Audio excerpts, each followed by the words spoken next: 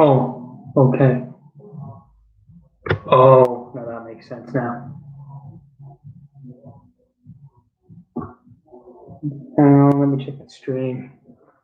Oh, goddamn.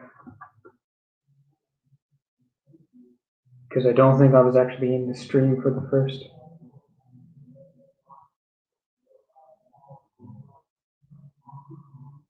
Oh, okay, that makes sense. I hadn't. I'm an idiot. Okay, I just spent the first 10 minutes talking to myself. Well, that's how life goes. Anyway, so hello again.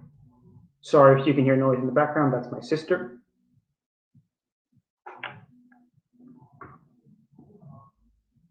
So anyway, today I plan on making clay faces again. Let's see, I don't know what faces I mainly plan on making today. So just whatever comes to mind. And I'm gonna check Twitter.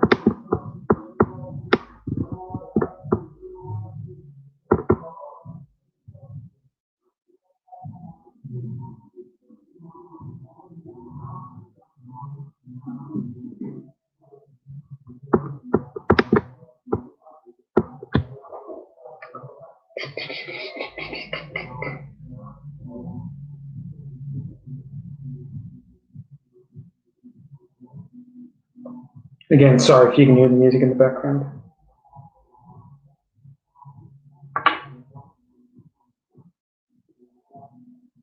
Anyway, so with the face I'm trying to make right now, right now I've just got a standard smiling Thomas face right there. And it's based off of the Revengo face. So right now I'm trying to go for sort of a season 3 kind of smile with it. I tried one yesterday, but it didn't turn out as well as I thought it would. Not my best face. One of my personal favorites is Gordon's face. That's a really nice one, I feel.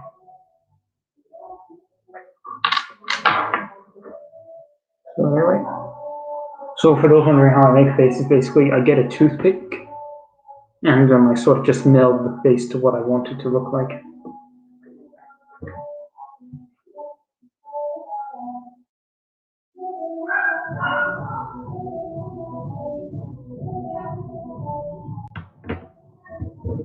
Oh.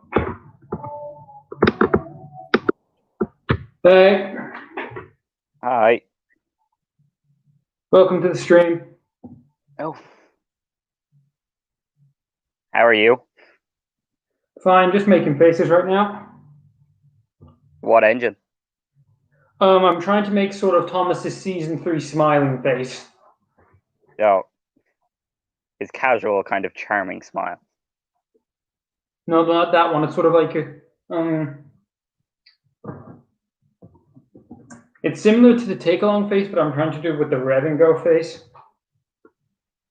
Oh, okay. Yeah, I was thinking of something completely. Okay. Yeah.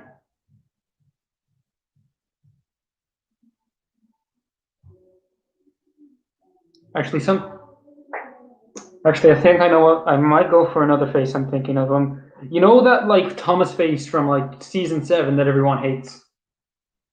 Oh yeah. The minute Hit decided they wanted to change some stuff around. Yeah, that face. Yeah. Yeah, the one from all those promo. Yeah. I might try and make that face. The one on every promo DVD. Yeah. Because like I hate that face as much as anyone else does, but I have a lot of nostalgia for it, so. Yeah, no. Growing up in the early 2000s, that was the face that was on all of the episodes coming out. So. Well, no, it wasn't actually used in the show that much. That face. True. Despite that was even though that was the face that Hit sort of, that was their first proper. Yeah. That's the thing everyone thought about when they thought of Hit Thomas was just that promotional art. It's that promotional art and then the 3-strike formula over and over And over. And over. Yeah.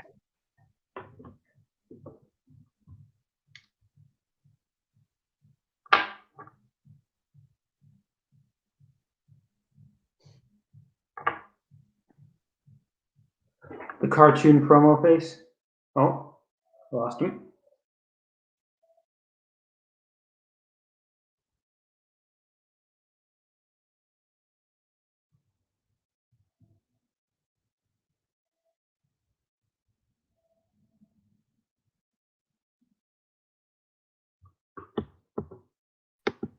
Sorry, my Well- Wi-Fi cut out. My Wi-Fi cut out. Sorry. Yeah, no, that's fine. Understandable. Yeah.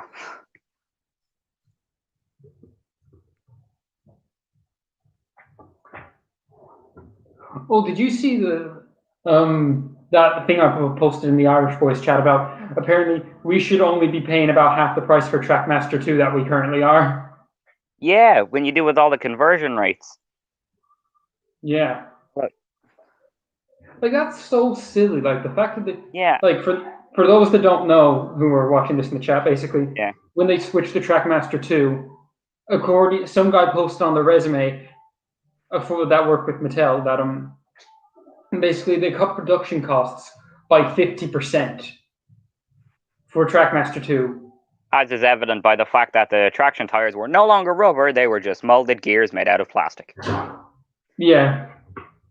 And they just kept it the same price just to make that extra. Like that's so much that's profit when you think about it. Yeah. Well, like, see, here's the thing. I wouldn't be as mad, say, if they removed half of the double profit they were making. Like, say, Yeah. change them from 18 to, say, 13 or 14 euro. Like, that means they're going to sell a lot more. Exactly. That's what I'm seeing, though, is a lot of the stuff isn't selling. That's why, you know, the way Smiths occasionally they do something like buy 3 or buy 2, get 1 free. Yeah, like I was on their website today, and they have a buy one get one free deal currently going. It's now gotten to the point where they need to clear that much inventory out to just buy one and take one. Yeah. Yeah, no, it's as well. It's kind of like in the same way I've seen it with a lot of YouTube videos. It's the Thomas section and the Smiths closest to me used to be like most of an aisle, and it's just gotten smaller and smaller and smaller. Yeah. Okay, so I accidentally made his CGI dirt face. Yeah, That one that's on all the promos now. yeah. Should I keep this? I mean, April Fools is coming up. That could be a nice Twitter post. Yes, please. Oh, okay, now keep the face then. Yeah.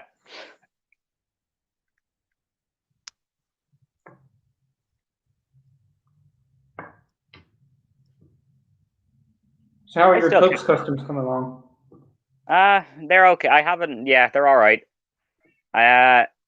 Still, I haven't made any new ones because I need to go and get modeling clay and Mr. Price for the faces. So Oh, I yeah. need to. Hey, I'm using the same thing. Oh yeah, white ass modeling clay. Yeah. Yeah. I'm waiting to get that because I like to. If I'm making a custom, I like to make the face and the body for it at the same time. Yeah, so you can sort of contrast the two and see what you want to change. Yeah. With both. That's the last. Yeah.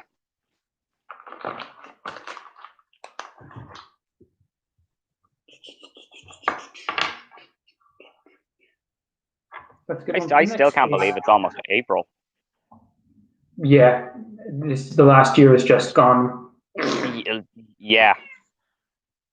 I barely remember New Year. Same. And we're already a quarter of the way through the year. 24%, according to the Twitter account that's saying how far we are through the year. Okay.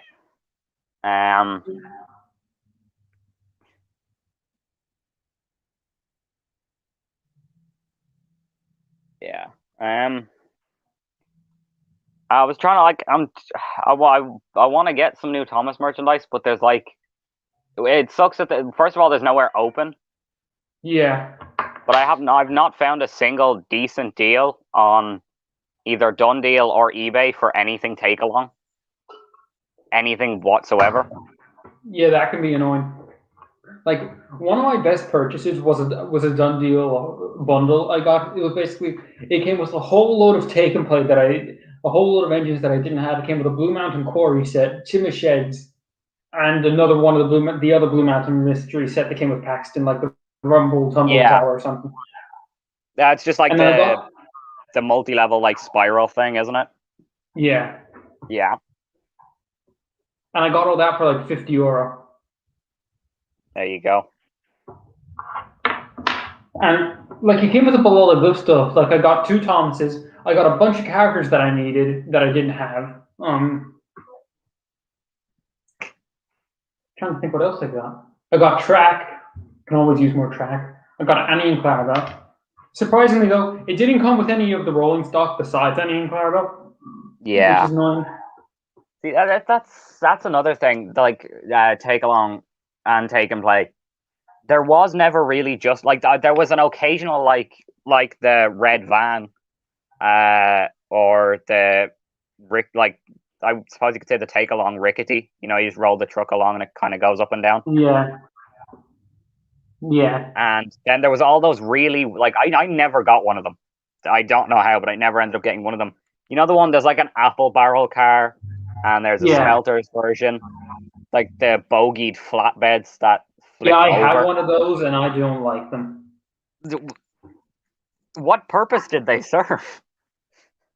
They were like the only one I could actually see was the Rock Crusher, because that was kind of based off an episode. Yeah, I mean, and like they. At least some of the stuff was practical, like the boxcar. When you open the door, it had a sliding open door, like they would. Yeah. But in what universe is a smelter's yard casually just taking a flatbed of things and then just throwing the load to one side? This is sort of what we're talking about, especially during the hit era. This is true. That was just Kronk's scrapyard before Reg. They just threw stuff off flatbeds. It's fine. It's fine. Just throw it. I really want to collect Wooden Railway, somebody says. But yeah, Wooden Railway, if you want to collect that in Ireland, it's impossible. Yeah. Yeah, no, that thing, the only the only place I saw, well, that sold a decent amount of Wooden Railway that wasn't like Mr. Price, which had like the strangest array of characters ever. Or like the only place that I properly saw it was Hamley's, and they closed that down. And they closed that down.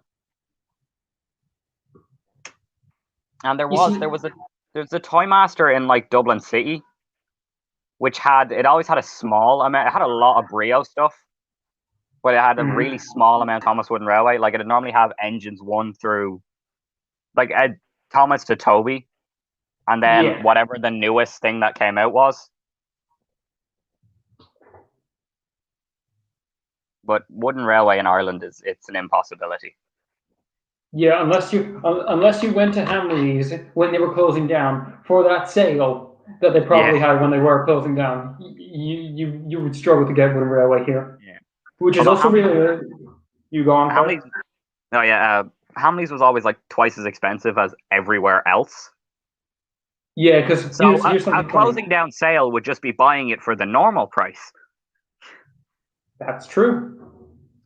Because here's something I found funny. I went there. It was around the time the Great Race came out, and they had Take and Play Vinny for €18. See, that's a joke. Like that is a complete joke. You don't spend twice the retail price on a Take and Play Vinny, which, to be honest, you're honestly kind of lucky to find them for that price nowadays.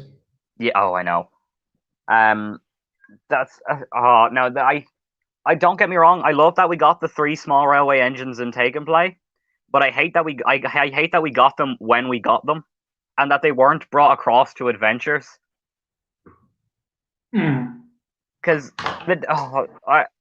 there's just something about having a Take and Play mic, and the magnet is the same size as the face. Yeah, That is unsettling. And see, here's something that's annoying for me. I own Rex and Bert and Jock, but I don't own Mike. Oh, I own the rarest Erdl, but I don't own Mike. yeah. Oh. There was just no appreciation for Frank in the. Yeah, I have no in- appreciation for Frank.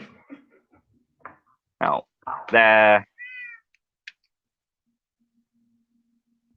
It's weird. Like and as well, like I don't get why Wooden Railway. Like it was just Wooden Railway as well. Everything else we got, but Wooden Railway. I mean, there was some stuff we missed out. Like I would have, especially in 2015, I would have loved to have been able to got some of the Wooden Railway, the anniversary stuff for 2015. Yeah. Oh, hello, Josh Productions, and that says because I got. Oh, he has Mike. This guy has Mike and Vinny. Nice. Yeah, Treasure them for the rest of your days because they will sell Yeah. for shitload later on. yeah, golden pedestal. I really want that display Thomas that was released for the 70th anniversary. Oh, yeah, like the big one. Yeah, like the statue one. Yeah, that's we missed out on like all of that stuff. Yeah, but like I'm trying to think, what did we get? The Adventures Origins Thomas, and we only got that 2 years later. Yeah, well, everyone got that 2 years later. Yeah, that is true.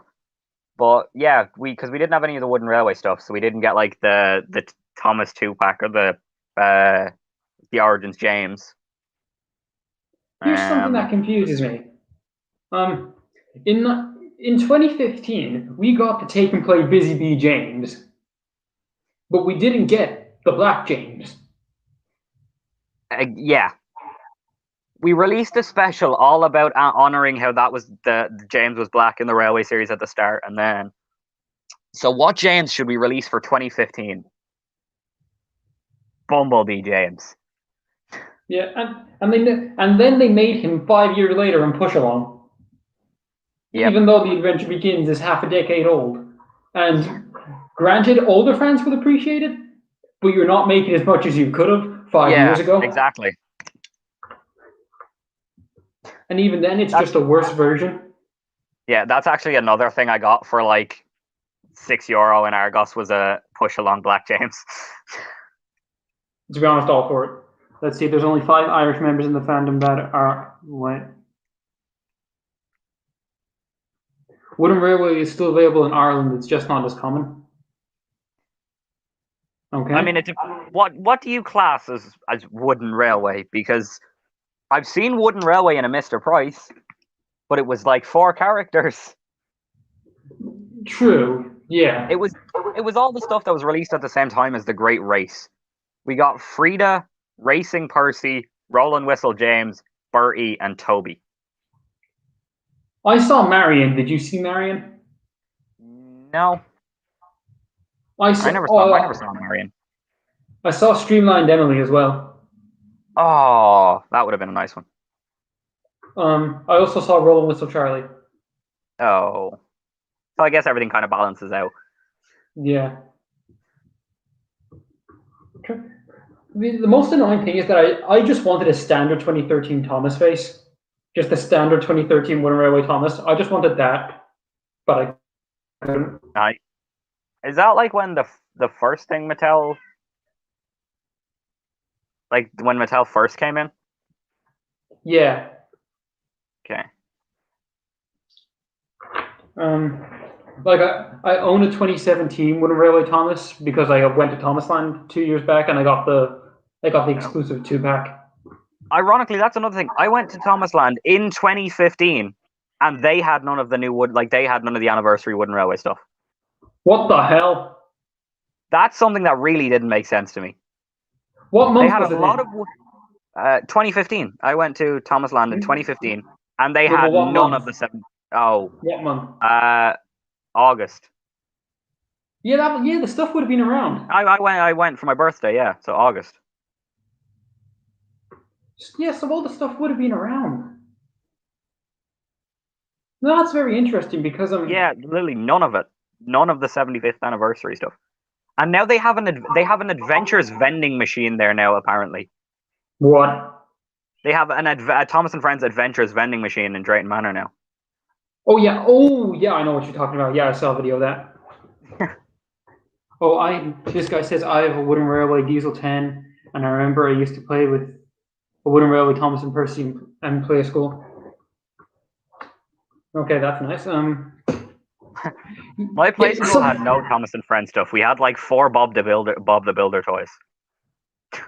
Trying to think. That My was the primary funny thing. school had a shitload of hurdles, Oh, which I really want. Still to what's this day. what's the address? We may need to pay them a visit. Literally, they're 5 minutes away from my house. Ah, if only I could go outside of the 5K. But Exactly. You and me just show up there with guns blazing, shooting down the place. Except they took them away one year. oh, I don't know where I don't know where they are, but they're somewhere. Still want that. Still want all those Earls. I Okay, still want that shed. We can't go in guns blazing. We're gonna have to do it stealthy. We're gonna have to search all the rooms. There's only 2 rooms. We'll be fine. You check this one room. I'll check the next. Okay, we're done. Yeah. That's another thing though. Bringing it back to what you said, I've seen more and more Earl stuff start to pop up on Done Deal, which is pretty nice.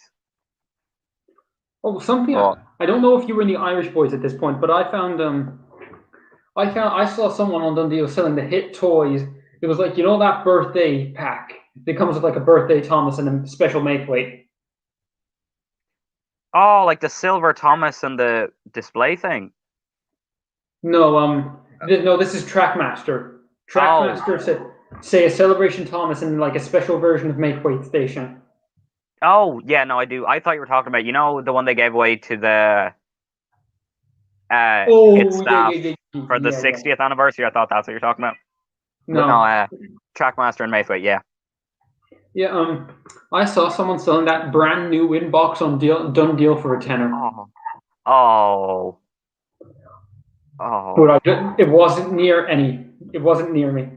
That's what I'm saying. Yeah, that's the one annoying thing is I've seen so many Earls that would just fill in a piece of my collection. Like I've seen just randomly like an Earl Derek, an Earl Diesel 10, but they're all in Kilkenny and Kerry. Apparently, there was a large amount of Earls selling there. Yeah, for some reason, I grew up with an Earl Harvey. I don't know why, but I just had an Earl Harvey growing up.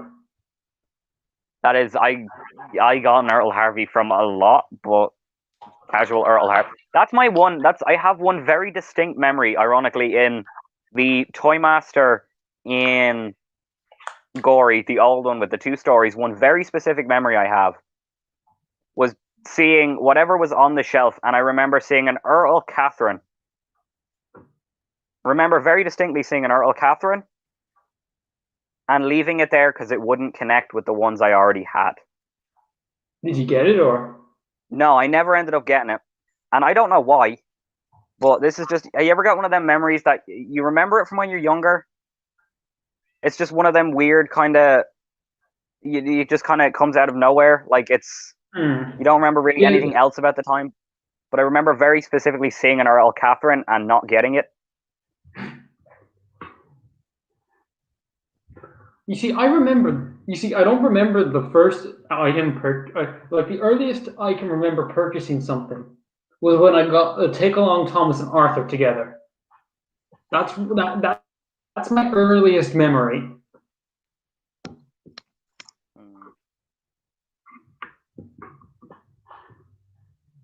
Yeah, no, I as well take like the earliest Thomas and Friends things I remember having, ironically, are a Thomas, a James, and a Ned. Ned's an odd one to have at your start. Yeah. I don't know.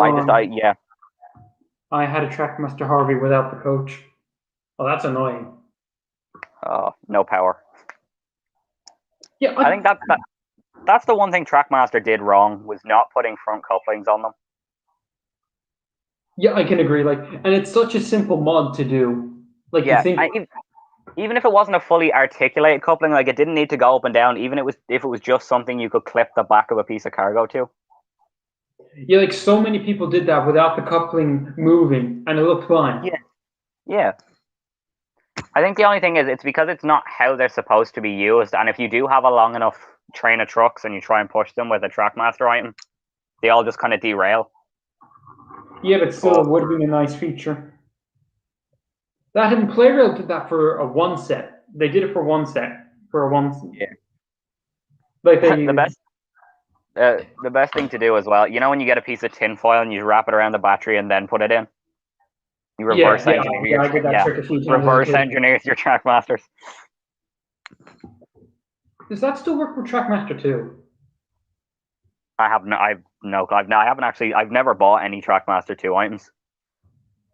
Well, I'm gonna be. Well, I'm. Well, if the new Terrence pack shows up here, I'm definitely gonna buy it.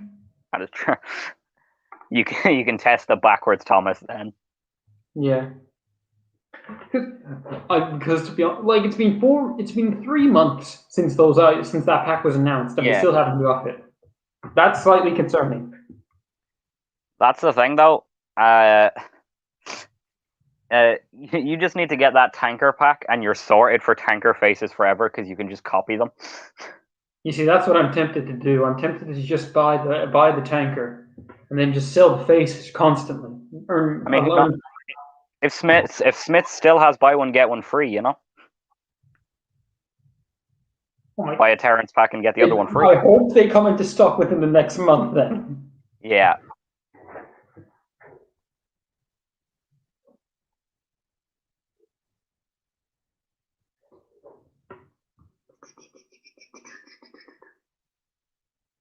The main question is now when is reboot merch going to start popping up? Oh. Well, see, that thing. I can imagine in the US it's probably gonna because the reboot is out in October, so I can imagine merch is probably gonna get dropped end of November, early December over there because it can go on Yeah, kids. The adverts for I can imagine there'll be ads for them. I can imagine there'll be ads for toys before the reboot even comes out because kids have to see them early to put them on the Christmas list. If true. Mattel are kind of smart in a sense of releasing the new show right before Christmas. Kids are watching the show, they want the toys for Christmas. But for us, we're probably only going to get them halfway through 2022. I can imagine we're going to get a delay on getting them. Yeah, it does depend on when certain stuff does come in. Yeah. Will there be a UK dub for the reboot? You see, I don't think there's going to be separate dubs now when it comes to English Yeah. anyway. Yeah. Like, I can. They might. no, that Yeah. you go on. No, I was just going to say I can't imagine they will bother with doing the two separate dubs now. It'll be the one Thomas voice, and they'll play it through for English. Yeah, like I can imagine it being like it could be easily be a case by case basis for other countries. For example, some might keep the voice cast, other actors might move on. Like for Japan, some actors might want to move away from this. They might want to stay on. Yeah. Although I'd say they're probably doing their best to minimize the cast now as well and the amount of people they need to pay for voice work. True. Oh, Yeah. fellow Irishman, Chiller B says they'll probably start advertising the reboot during the summer when the most amount of kids have free time. That's a good point. They could start That is very advertising it fair, say yeah. late summer. Yeah, like Yeah. late July, early August. I'd say is when advertising Yeah. could start. I wish Reboot Thomas had a British accent. You see, as much as I would like that, I don't think like any actor should have this pleasantry of voicing that Thomas. Plus it So kind of gives it's the ultimate thing to what Wilbur Audrey said. If the Americans get their hands on the rights to it, it'll be vulgarized and ruined. he was right. He was right. Now that it's purely an American-based company who has full control, it's just slowly gone down.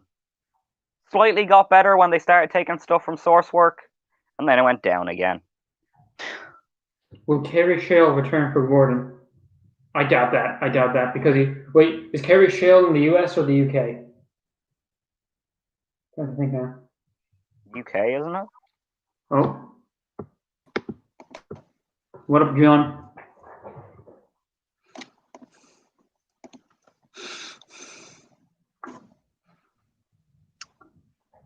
Oh, hello. Hello. Hello. Hello, I'm John. So you were talking about the wee bit? Yes. A quick question, John. Do you know is Kerry Shale Gordon's US or UK voice actor? I don't know. Okay. Consulting Okay. Google. Oh wait, no. This guy just said Kerry Shale plays Gordon in the US dub. Okay. Never mind, Now, Google. I kind of doubt that because like Rob Rackshaw voices everyone in Yeah. the current shorts. So it depends. Like it's clear that they're going for an all new voice cast, and so far we've only heard what we presume is Thomas's voice.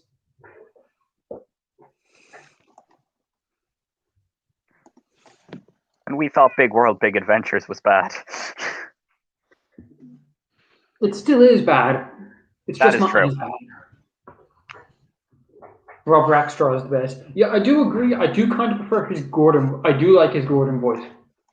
Didn't Rob appear in Hilda? What?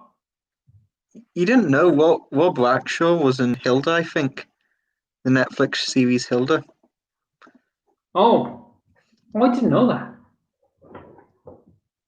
Yeah, because you can actually hear his voice at some points. Wow. The more you know. Oh yeah, Hilda's the show that called out that controversy a few weeks back when the director called Edward the Train. That was like months ago now. Yeah, I know it was months ago, but still, it's weird. Like as much as I don't like people like I will admit I will always be annoyed when somebody calls an engine a train. And at first, I used to counteract it, but now I just sort of accept it. Just like Yeah. it's okay, they don't know. It's a common enough misconception. You kind of have to let it slide. Yeah.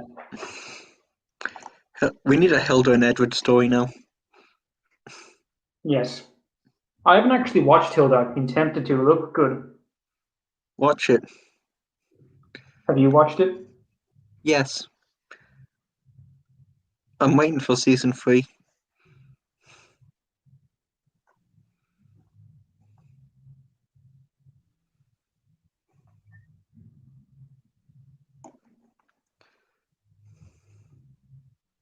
Everyone enjoying the 2 weeks off? So far, yeah. I don't know why, but the UK channel is calling Thomas and Friends. It's called Thomas and Friends UK, but the US channel is just called Thomas and Friends. Why can't it be the other way around? I do agree that that is kind of annoying. Yeah. But even then, we just sort of have to take with what we can get. American based. Oh, Rob Rackstraw was in the original Bob the Builder.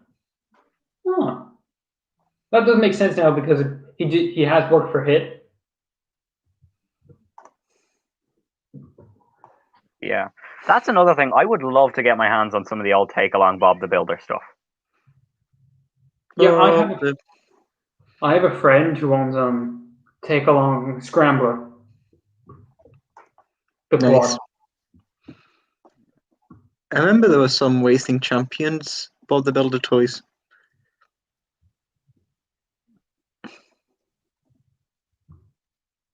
Bob the Builder and Thomas and Friends kind of went in the same direction of okay, Bad models great, CGI reboot. Okay, it's getting worse. Okay, it's getting worse. Okay, no, it's bad now. I'm gonna ask a very interesting question. Ask the question. The question is: do you think the new name All Engines Go was Cartoon Network's idea, so that they'd actually play it?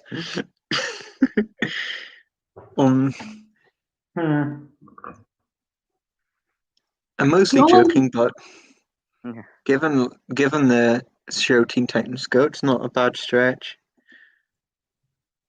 True. This is a corporate secret that the fans will never know.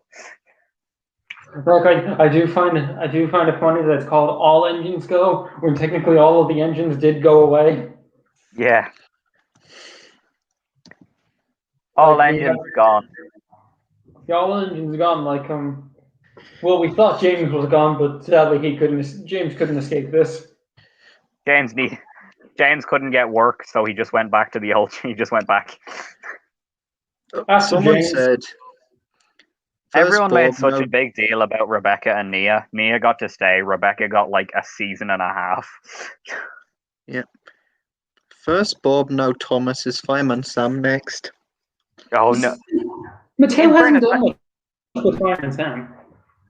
and to my knowledge, that CGI reboot wasn't actually a bad thing. They were able to do Yeah. more stuff than they were with models for that. Yeah, the CGI Yeah, stuff wasn't too bad. Like they've introduced a lot of new human characters because I always felt it a bit weird as a kid, just like, okay, so you're telling me that this entire town is populated by 6 people. This town is populated by 6 people, and one little redhead likes to start fires. Okay. It's I think Wales, so that's I'm typical. sorry. He should be arrested or some kind of juvenile detention. He just constantly starts fires, and I didn't mean to light the town on fire. It was an accident. It's okay. Don't do it again. Like I saw. No, here's something I found very weird. I was at my grandmother's one morning, and I was just turned on the television, and I saw like the very original Fireman Sam from like the '80s. It was just on television, and I was like, "Wait, what?" The mod. That's one thing I remember seeing. They did do something like a picture I saw going around. There was one thing in this Fireman Sam reboot where they had a picture. You know, like what they did with Duck when they had the model series Duck show up in a book. Oh yeah, in the background they had a picture of all of the. They had the model, the picture of the characters when they did it with stop motion. Yeah. Respect for what they were able to do with stop motion. Also, I'm trying to think now, for the Great Little Railway Show, did they just use a stock image of Audrey's layout? And I think it's Michael White's layout they had in it. Oh, okay. Because it does look like Michael White's one. And I have seen Michael White's one, so yeah, I think it is. Yeah, it is definitely Michael White's one, just reversed. For some reason. Oh, Virgin Media 3 aired Old Fireman Sam. Oh yeah, it was Virgin Media I saw it on. Oh yeah, and they also aired like the original Bob the Builder. Yay. Why can't this happen to Thomas? Why can't we have Thomas aired? Why can't we have season 4 aired on television in 2021? Mattel are just trying to pretend it didn't happen now. They just want kids to think about the reboot. Well, you see, that's the thing. You can't do this with something like Thomas. Yeah. Thomas is such a well-known phenomenon worldwide that 75 years, and they're just like, let's change it. It's fine. They won't notice. Just like kids are stupid. They won't notice at all. Once I get Wood Nia, I'm just gonna make her orange, but she is orange. Now, do you mean unpainted Nia or do you mean painted Nia?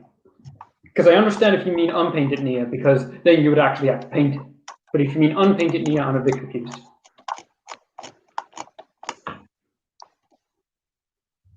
Wait a minute. I remember I woke up at 8 and saw Fireman Sam season 5 on TV, and my life got better. Fireman Sam cures depression. Fireman Sam hasn't ended. That's true as well. That's another testament to how well the CGI for that did. It's been going for like... When did the CGI reboot happen for Fireman Sam? Well, it wasn't a reboot. It was sort of just... It switched when everything else switched. Yeah, it made the transition. Yeah, like it was around the same time as Thomas, so around 2009. They've kept the same animation style, everything.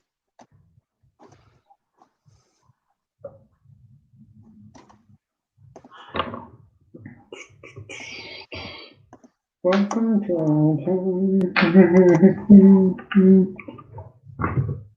Did you get that in 2016?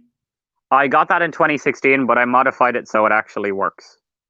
Yeah, because I remember seeing those for like a tenner in 2016, and I really wanted to get one because I didn't have Reg, and then I didn't get it, and now I don't own Reg.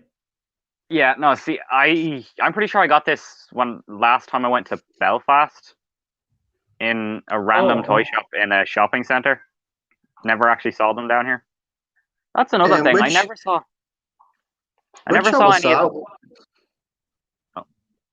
What? I'm sorry. What shop? Where did you get it? Was it Toys R Us in Castle Court, or was it Victoria Square somewhere? I think it might have been. I'm not sure what the shopping centre was. I think it might have been in, and it was either called Entertainer or Toy Town. Oh yeah, the Entertainer. Yeah, I don't actually ever really remember seeing. You know, when Take Along or Take and Play came out with those kind of that kind of Reg pack, and then they did one with the Quarry and Oh Yeah, even some of the 4-packs I didn't see. yeah, we didn't get a lot of 4-packs. The only reason I own the Jack and Pack 4-pack for Adventures, and that was only available in Tesco for a very short while. Oh, I missed out on, you know, I think it was, they released like a Diesel Works one of them. It was Diesel, I Dan, saw that Derek, in and a Flap. Price. I saw that in Mr. Price, didn't get it. Now I regret it. Same. Like I got him the Sort of Search and Rescue one. Yeah. Yeah, no, that's one thing I majorly regret not getting. Like as much as I don't like those versions of Den and Dart, I don't own Den and Dart, so I kind of need them. Yeah. The 2011 Take and Play Den and Dot were like probably my favorite merchandise of them. And so I feel like they captured them the best. Mm-hmm. I'd say now you see Den. I'd say now I'm just gonna say this, the 2013 redesign ones are much better in the faces because the Dart one in particular looks a lot better. True. I feel like the Den is almost kind of out of scale. It just seems way too tall compared to Dart. I get he's supposed to be bigger, but Den just looks like really. I don't know what word you'd use. Just kind of like really stocky, kind of. But that's what he's sort of supposed to be. True. From what I can get from his overall appearance, from his overall presence. He just seems too tall. Okay, guys, I'm making everyone's favorite character. Billy. I'm making Emily. Because there's no one quite like Emily. Friendly Emerald Emily. Oh, you God. don't need to ask her twice if you want some sound advice. Oh no. There's no one quite like Emily. Friendly Emerald Emily. I'm gonna head on now, so bye. Goodbye. Bye. Yeah, Thanks for having me. You're welcome. And then there were two. Time to murder you now. Oh, don't worry. I got the scissors. I've got Lily Rave ship. It's fine. We can casually have a party instead of fighting. It's okay. I wish we could say that, but this is the Thomas fandom. We have to have drama every other day. Technically, it wouldn't be Lily Rave ship. It would be Lily Party Vessel. Just post a video. I dare you to post a video of that on Twitter. That would be just with like dance music in the background.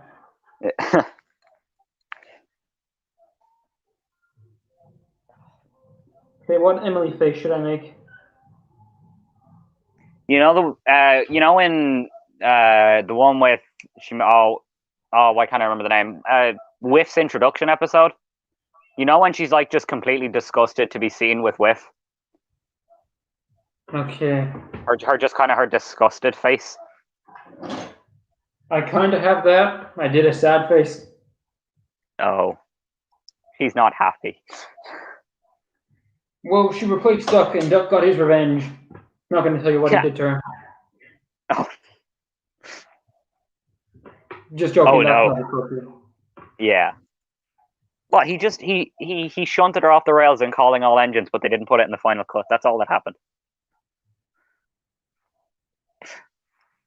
As he rightfully should have, because as we all know, Duck is best boy. Duck did nothing wrong. Duck was innocent. This guy's wondering, do you have a YouTube channel? Oh, me? No. Yeah. Well, Okay. I mean, I do, but I don't post content. It's literally just for the sake of Commenting watching and liking videos. Yeah, commenting and liking, yeah. Somehow I have 9 subscribers, and I've only commented on about 10 videos, though. I don't really know how that works. I don't know. Well, how many views do those videos have now? It depends, because some of them would be Thomas and Friends videos, and other ones would be like... You ever just randomly get sucked into one of those things where you're watching YouTube, and then you click on a random video that's in the recommended from that? Yeah. And then you kind of just end up going down the rabbit hole of random video content.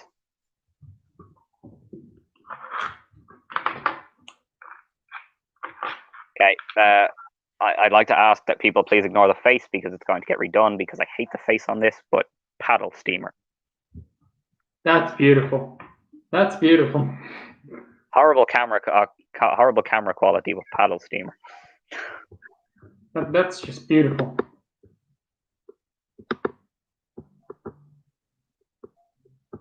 Yeah. That's incredible. I'm at a loss for words. I tried doing one. I tried doing one. I need to stand up and sit down again. Oh.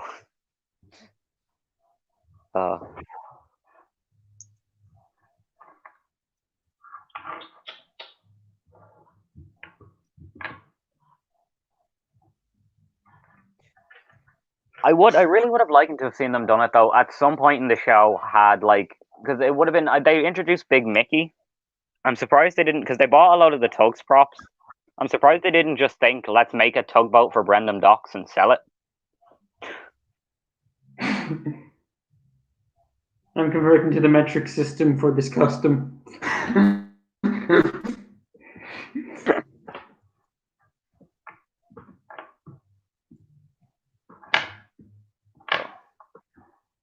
You know, I've only really ever done one proper, like, Adventures Take and Play custom that I've ever really been happy with. Is that your OC that's in the profile pic? Yeah. Oh, okay.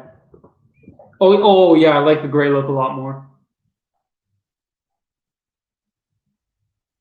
Just a shame that you had to use one of, well, the rarest Adventures model. Theo or Hong Mei? Hong Mei. Oh, I still have another one new in the box. They were like nice. a $5 in the Toy Master in Dublin City Centre. They were selling a load of adventures. They were selling a load of adventure stuff off. I got Trevor new in the box as well from there for like a $5. They had just it was a lot of the single engines. Yeah. Rosie, Trevor, Hong Mei. I think they might have had a Frankie or two, and then like Harold, Bash, the basics. Yeah, I do remember when we talked a while back, Josh Productions 07. Hard to believe it's been like 2 years since that. Time flies. Mm-hmm. Especially when you're in a pandemic. Very true. But we'll look on the bright side. At least I get to say this. I'm going to have survived a worldwide pandemic before I get the shift.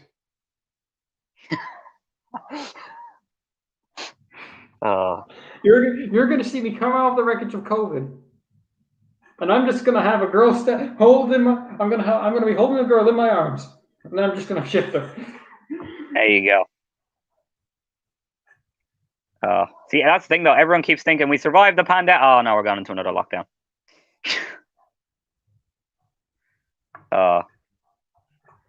That's the thing. A lot of people are saying it's when we thought this lockdown was only going to be 2 weeks. We were wrong. Anyone else remember how happy we were when we got that 2 weeks off school, thinking we'd be fine afterwards? We aren't. No, we are not. The only consolation was at least it was fourth year last year, and now we're just missing a bunch of core material. Yeah. Like, what's annoying? Now here's a question. We got the announcement on Thursday. Did you go to your work experience the day after? Or did you? My school was weird. We did work experience on Wednesdays. Oh, okay. Yeah, I know. It was like that. Yeah, we were in on Monday and Tuesday, work experience Wednesday, back in Thursday and Friday. Well, that's weird. Like, we did it on the Friday. Every other school around us did it on a Friday, but for some reason we did Wednesdays. Like, that's just annoying because you get out of the school mindset and then you have to go back into school. Yeah. The only reason I could think was maybe they thought they'd take more people on if it was only for a Wednesday because there would be no other schools doing Wednesdays. Yeah, that's But, fair point. That I know, but still, I would have rather just Monday to Thursday get the school week done, work experience, weekend. But no, they had to make it awkward.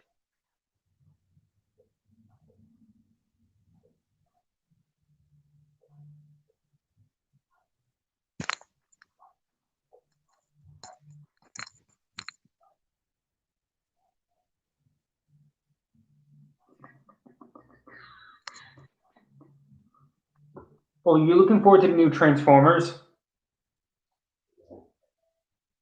They're making Transformers or Transformers? Transformers. Oh, did it reach the light goal they said before they'd reach the next one? No, he's releasing it anyway. He's finished it, I believe. Yay. Hello NWR 5015. I can't open the paint thinner. Oh.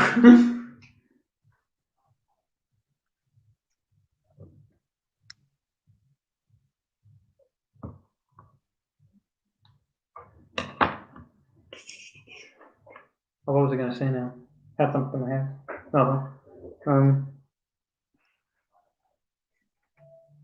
Oh yeah. Well, do you remember when did you discover those Transformers videos?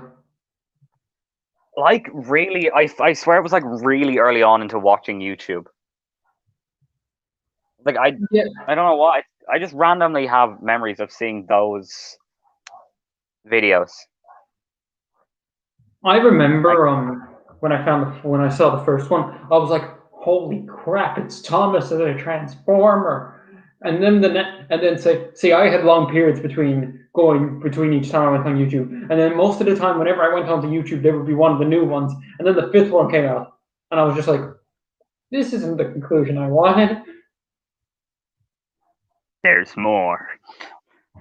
And then the sequel's coming out literally 10 years later. Better late than never. Like, this has been one of the cliffhangers that's been built up since my childhood. I want to see this conclusion. I want to see what happened to Thomas. Did he actually die? How did he come back? How did he beat Lady? Yeah, that's another question. I just realized something. Is there any like really early, not weird but different Thomas content you remember? Thomas and the Killer Cars. Thomas blows his stack. That's a good one.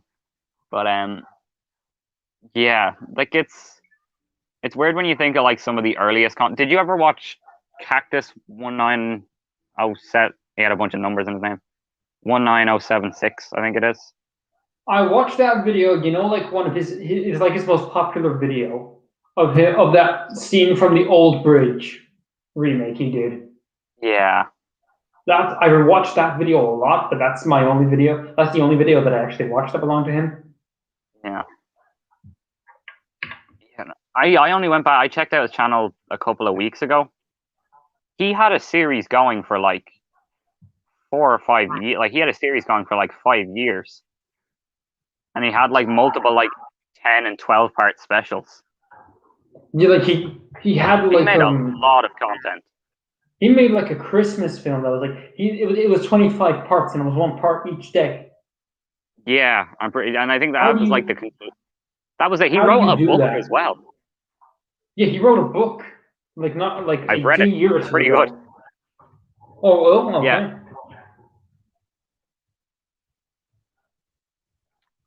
okay. Follow up to all the things. Do you ever remember getting?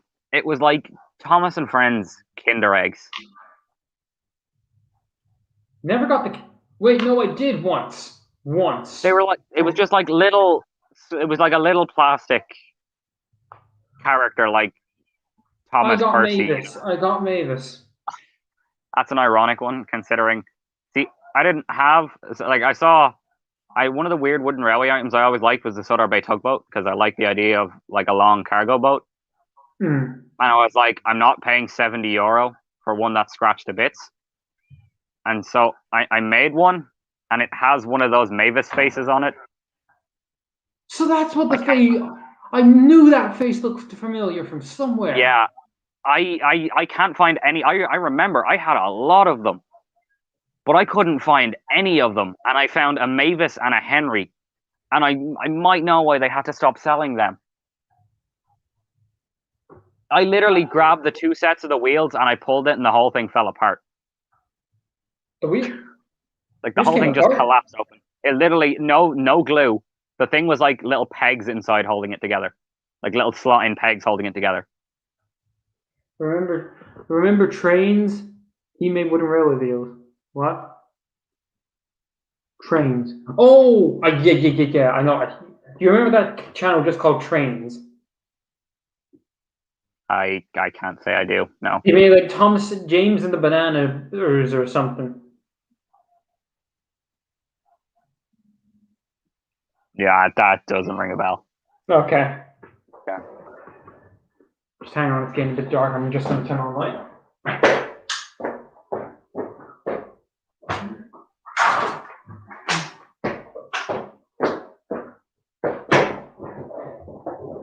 And Spencer said, "Let there be light." Let there be lights.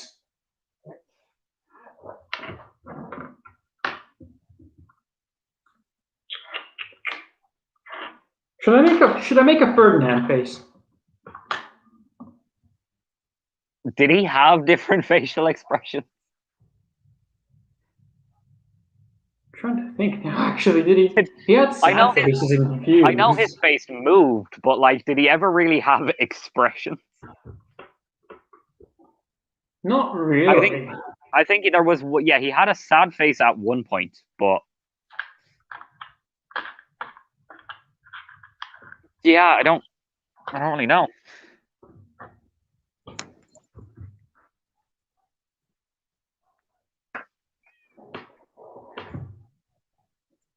Okay.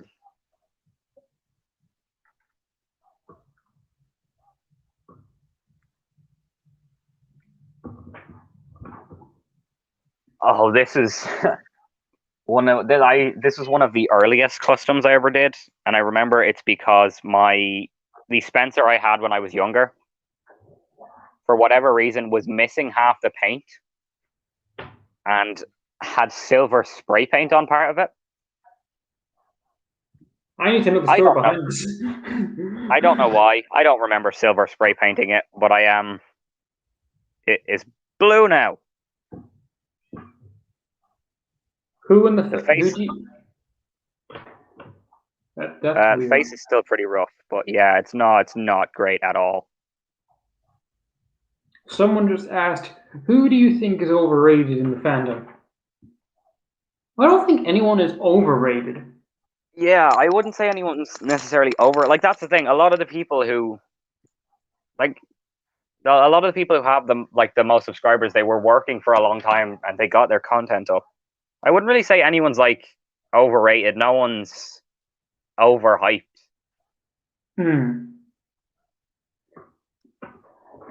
Like I can't think of anyone that's like properly overrated.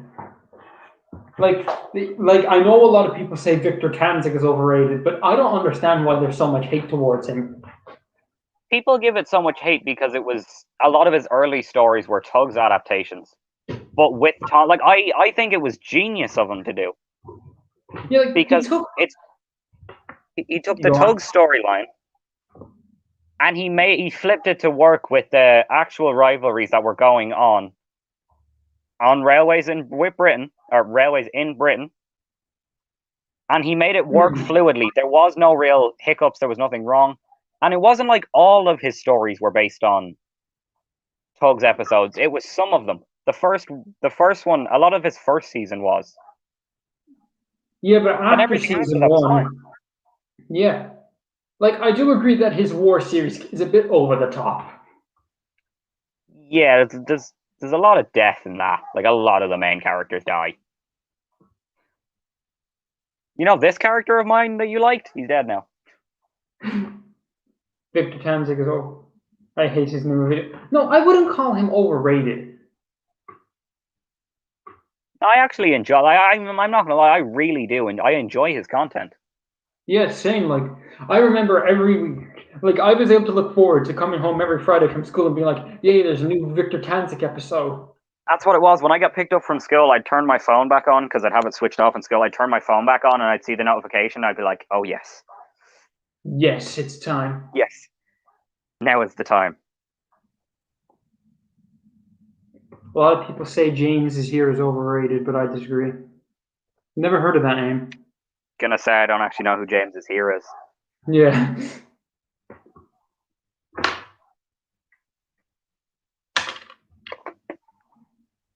Here's how you know Henry has seen some stuff. Oh no.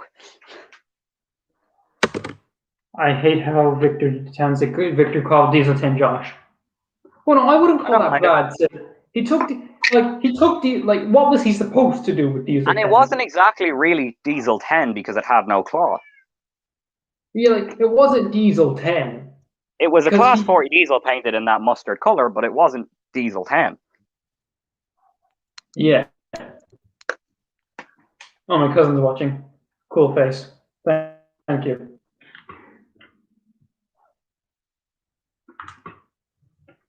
Don't know what the lighting is going to be like.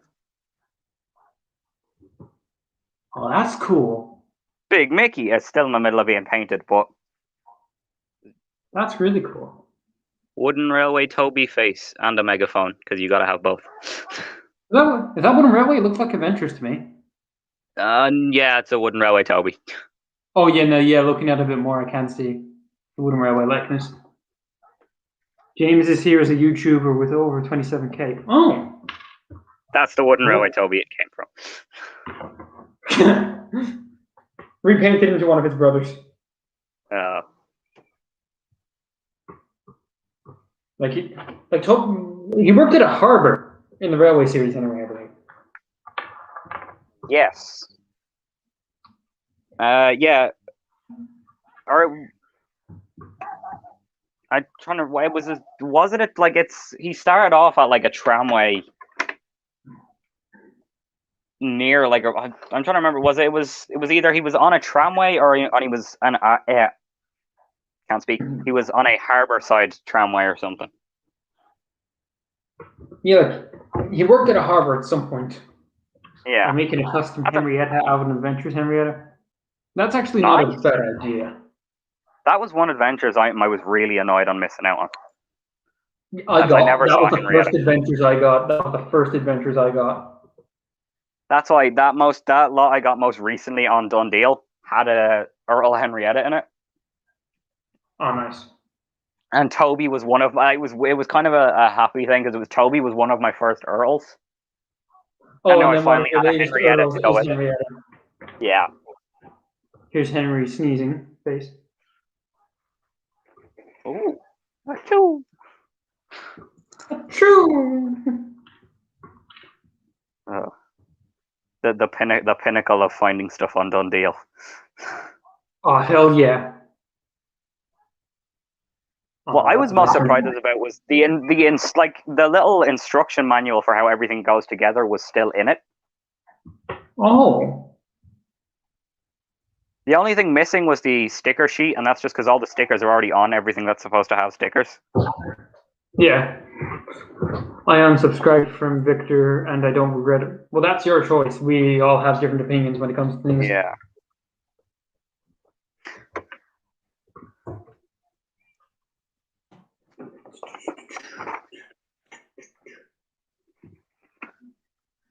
I would like to see someone make a Thomas reboot Trains map. See, I don't know how you'd make the reboot into Trains.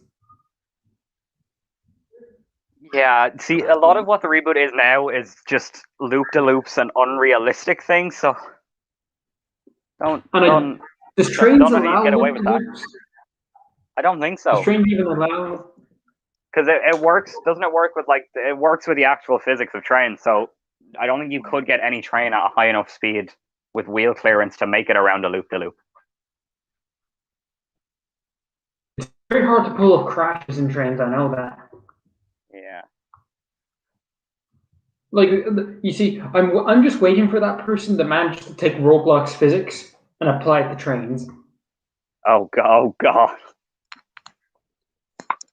It would bring about the end of us all. Like recently, I know.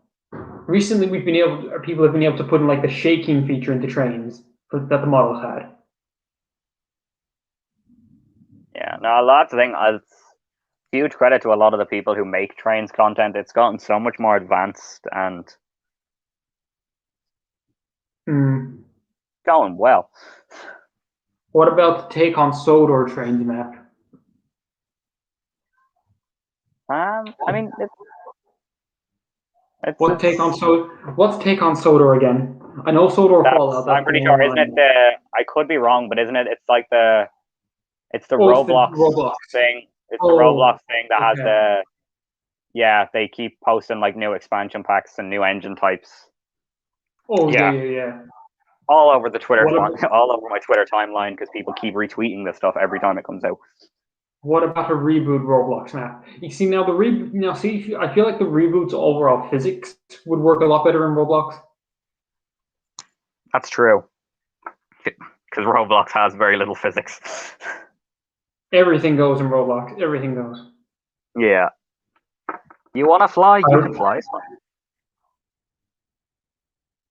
I would have bought a TWR Henrietta, but this is cheaper. Yeah, that's honestly fair. That and the Adventures one is a lot more accurate.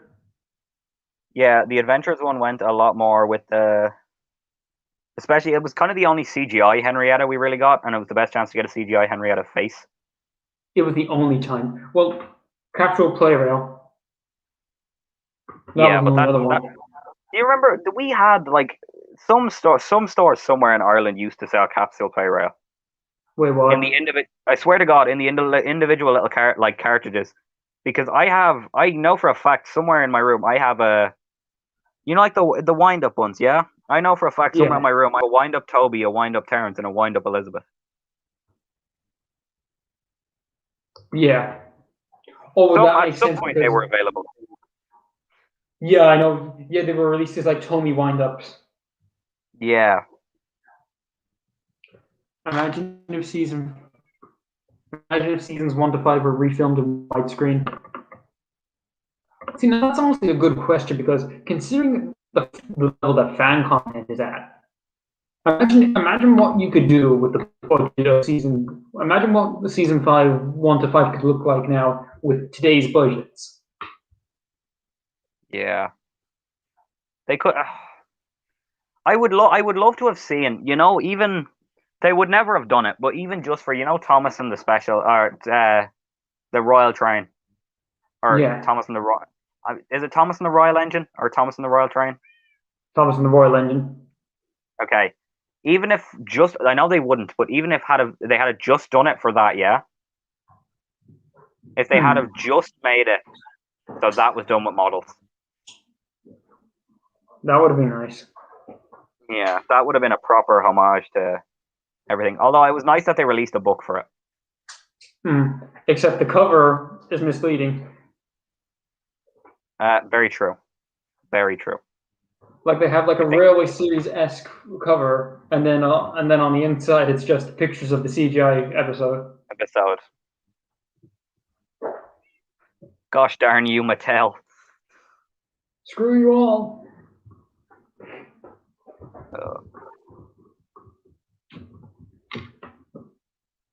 That's the thing, though. Some people get like really aggressive on Twitter when it comes to talking about Mattel.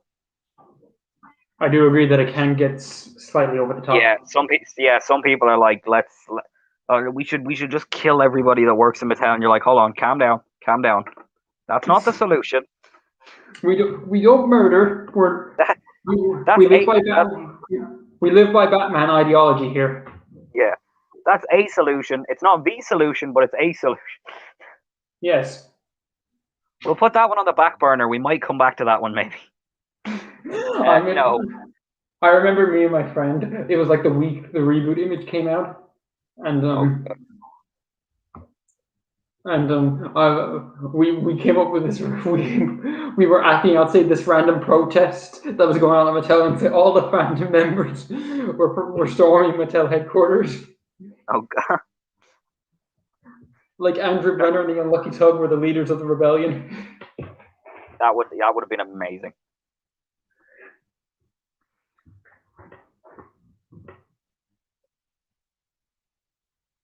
Yeah, see the reboot. I will see the reboot and see what it's like. Okay. That's the thing. I can't imagine it's going to be great, but I do want to give the reboot a chance before I voice any really strong opinions on it. Obviously, there's stuff immediately you can see from the trailer that you don't like, and it's hard to watch. But I want to see the final version before passing any major judgment. Mattel really did clickbait people with that book. Yeah, because I know a lot of people pre-ordered it just because of the Railway Series. It was the Railway Series illustration. Nope. Which is really annoying because they really captured the Dalby style with the cover. Yeah, they did it perfectly. But then they were like, "Oh no, we could only." That was a once-off thing. Now you're just getting screenshots. And here's something else that's annoying. They include the image that's like the end at the beginning of both all Railway Series books, at least all the up-to-date releases. Yeah, of Thomas, Henry, and James. Yeah. Where is that what's that station meant to be? I always get confused. Is it Kildane? Oh wait, no. I think so. Or isn't it like just the junction station? No, the junction station. The junction station is Knapford in the Railway Series. Yeah. Could it be Lower Tidmouth? Yes. Or am I thinking TV series with that? After the stations on Sodor, that's what confuses me the most. I can remember the main ones like Ellsbridge, Maithwaite, Farquhar, Knapford, Bickerstown. Okay. But then it gets down to all the stations that kind of only really appeared in, like, it's only in one episode, or it's the illustrations when they all kind of look a little bit the same. Imagine if after the reboot they go back to models with Ringo Starr. You see, now, the models, I don't think, like, the budget would be just too big. That's as much as I hate to say it, they won't. I can't imagine them ever doing models again. Not even for that production time to make an episode when it's done with models, with constantly having to build the new setup, take parts down.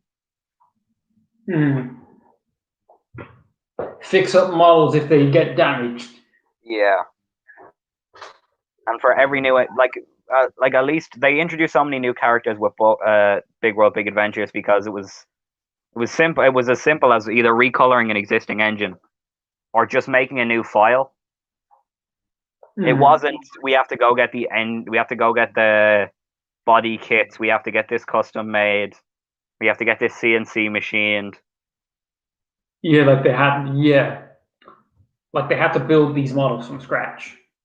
Yeah, nowadays it's just like, okay, new color for Ryan, he's gonna be spin the wheel, he's white, okay, that's gonna be the background character. Yeah. What really annoys me is the fact that they took the time to make whole new renders for some of these characters, but they got no merchandise and 2 speaking lines. Like the Garrett engine, Quaku is his name. Quaku. Oh, I wanted merchandise so bad. Yeah, like I didn't like him, But would I have bought a piece of merchandise of him? Probably. Yeah, I wanted to turn it into one of you know, like the I can't remember whether it was the LMS or the LNER Garrett's that had like the massive coal drum. It's like a massive turning thing on the tender that used to feed coal in. Oh, okay. I wanted to make a custom. Didn't get any merchandise. And then there was that Chinese diesel that only had a few lines. Yeah. Didn't Which there was one of the Indian diesels got merchandise. I know one random diesel got a push along model. no Noor Johan. Yeah. Got a push along model.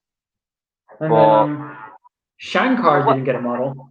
I was gonna say, yeah, he had like 2 episodes about him. And he got nothing. Yeah. Like, I don't They know could what have to say. recolored Ivan. He has more personality than Ivan. The recolor has more personality than the original.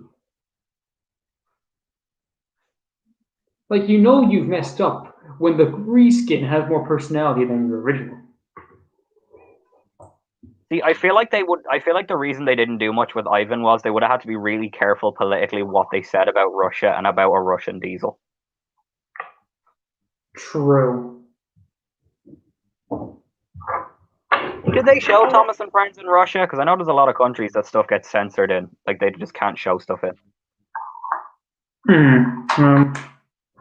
I'm really, really glad Tom didn't come to Ireland. You know, for a fact, he would have met Paddy the Leprechaun Engine, yeah, if he had been in Ireland. Yeah. Yeah, it would have been. That's something.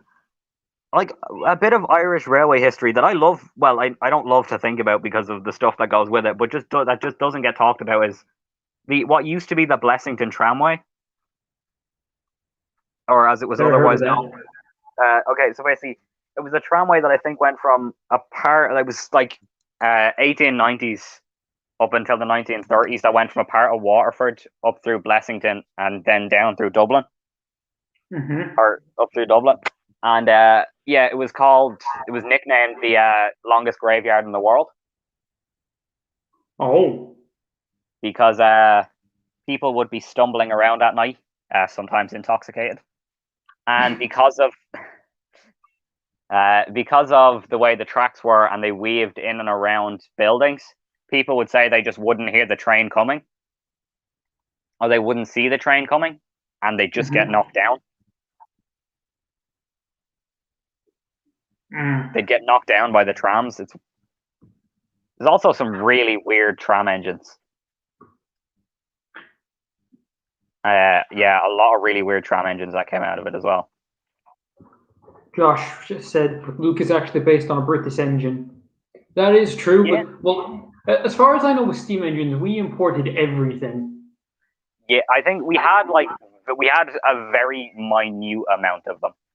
I'm pretty sure you could probably count the amount of actual Irish designs on 2 hands.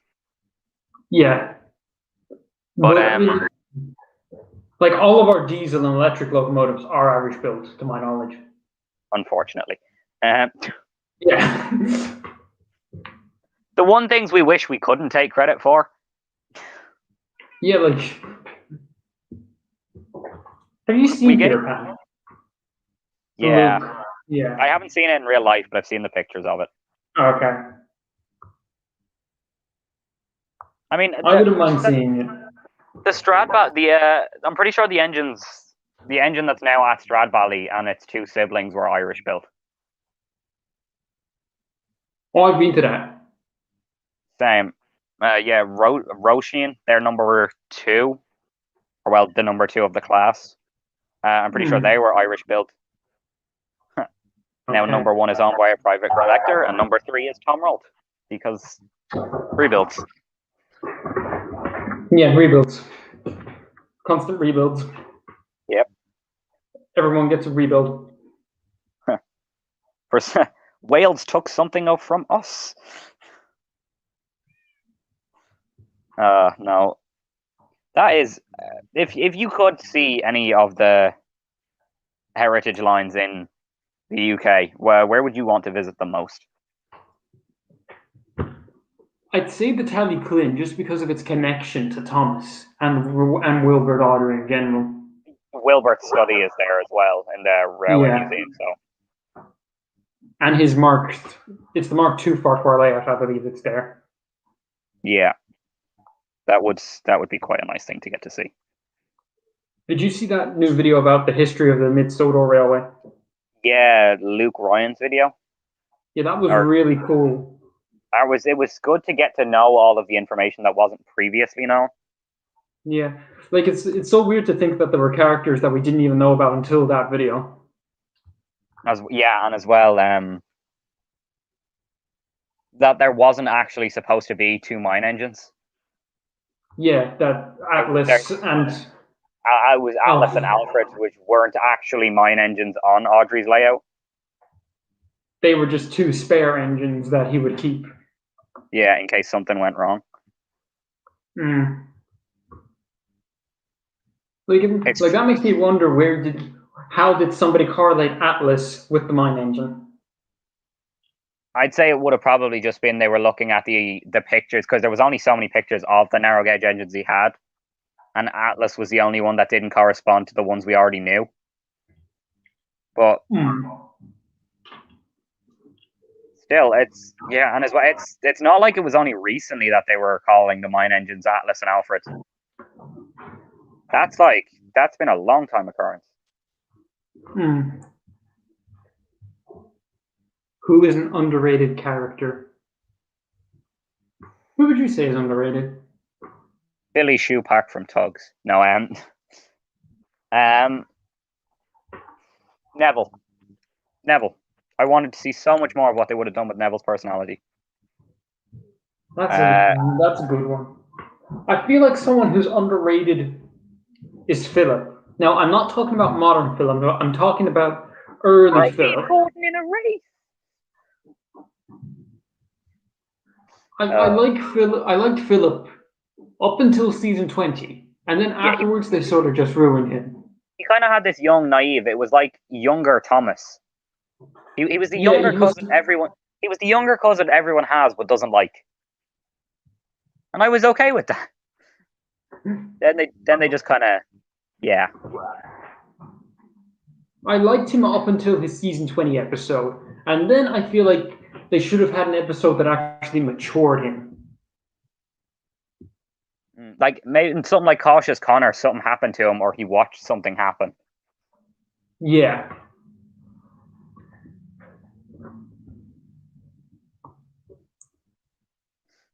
Philip was actually there during the munitions episode of Tugs. Philip stopped laughing after that day. He was never the same again. The name Neville reminds me of Neville Productions. Neville Productions, and that is an absolute jerk.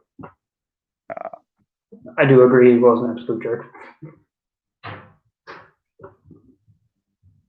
See, that's the thing. I'm only learning a lot of the stuff that went down on Twitter recently, because as much as I've been watching Thomas content, I only properly started using Twitter in like November. That's fair. To be honest, you're sort of better off because Twitter can be a bit of a storm, to say the least. See, it can be a bit of a storm, but at the same time, I wouldn't have been here if it hadn't have been for Twitter. True. Like the moment I saw you were Irish, I was just like, okay, I need to get this guy in the group chat. Yeah. I would say we're a minority, but we've got quite the. We've got a small amount. We could have a small gathering if we wanted to. Where? Nowhere in Ireland you could have it. We have like the Ulster Folk and Transport Museum is the closest thing we could have to like a railway related thing we could all meet up at. Well, no, this isn't really Neville bullied me for no reason. I'm sorry to hear that.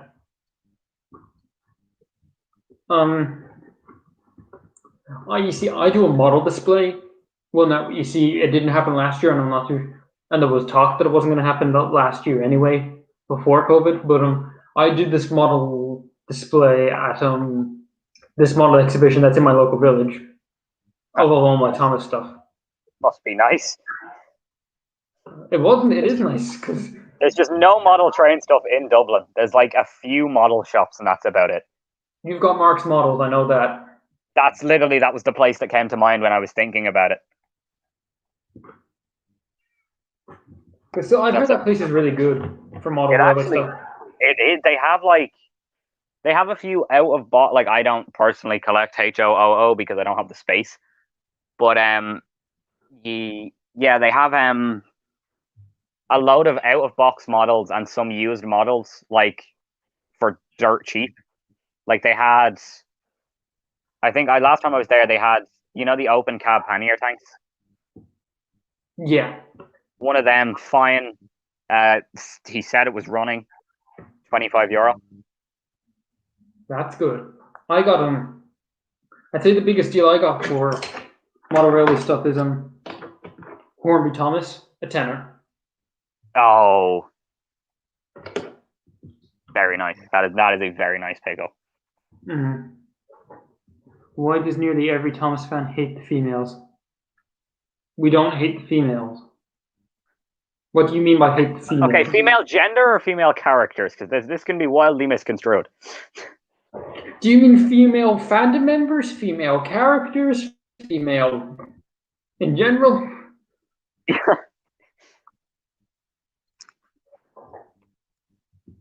We're gonna need a bit of context to this question. Yes, female characters. I do not hate female characters. I feel like they could have done so much more with Molly. I love Mavis. I love Daisy. I love Annie and Clarabelle. I like Rosie. I like Lady for the most part, even though she doesn't have a personality. The only problem with female characters is nothing to do with the fact that they're female, but it was poor writing and stereotypes. Yes. Like, because a lot of the female characters only came in at the point when there was claims that Thomas and Friends was a gender-biased show. If they had have made characters with personalities, proper personalities, that's why a lot of people hate Emily. I don't mind Emily. I genuinely don't mind. There's some stuff about her personality which isn't great, admittedly. But it's not completely horrible. Like one of my favorite CGI episodes is Best Engine Ever, which is an Emily episode. Yes. Daisy sucks. Okay. I disagree with your opinion, but I'm not going to push it. Yeah, we're not going to disagree. We're just going to accept it because we are civil individuals in this household. In this household we call Ireland.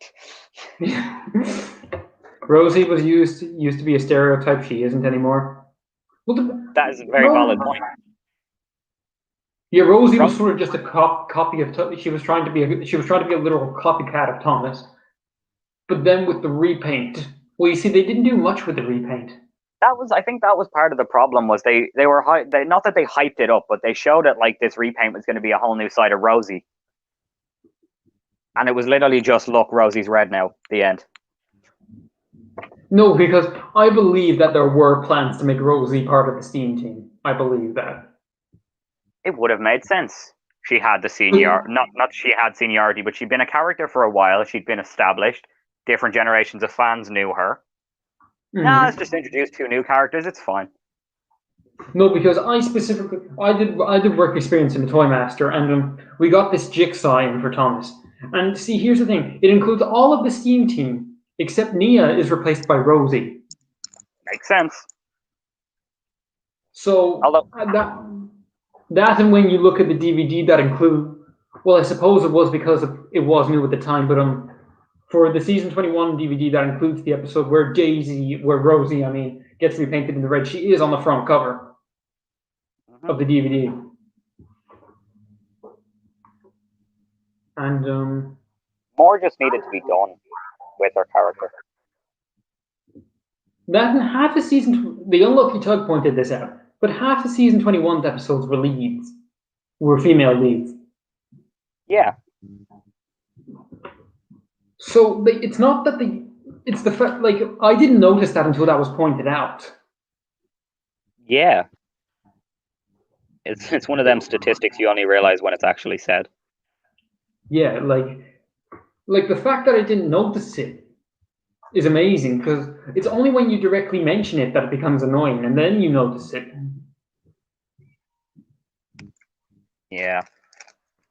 Like it's sort of like Captain Marvel when she's a strong, independent woman who don't need no man. Yeah, she's a strong, independent woman that don't need no man, but at the same time, because of how they explain her powers, it just kind of makes her like Superman, where she's invincible. Nothing can kill her. I know Yeah, like Superman can be killed with kryptonite, but she's almost too powerful in a sense that there's no real consequence because nothing really hurts her. like the only thing that actually hurt her was something that was on par with her. Yeah, Like she was so close to defeating Thanos. yeah, she's literally just holding his hand like, "Hello, can't touch this." Marvel isn't that great, Spencer. Well, no, I do agree that Marvel. I do agree that looking back on it, it is a bit average. The majority of the MCU. Sorry, but I'm just gonna say the Cap films were great. I can agree with that. Winter Soldier, Civil Winter War. Soldier is, I would say, Winter Soldier is like top tier Marvel. Railway Series Emily. That's an interesting concept. I feel like it would have made sense with the kind of engines Audrey was introducing, or even if it had been one of Christopher's characters. Actually, you want to talk about underrated characters? Pip and Emma. Yeah, like that's also a good point. Like Mattel technically had the perfect opportunity to introduce modern engines, well, modern-ish engines, into the series who were female, who were superior to a male-dominant character in the show. Yeah. Who the fans, for the most part, enjoy. Like that's another thing. When is the CGI series set?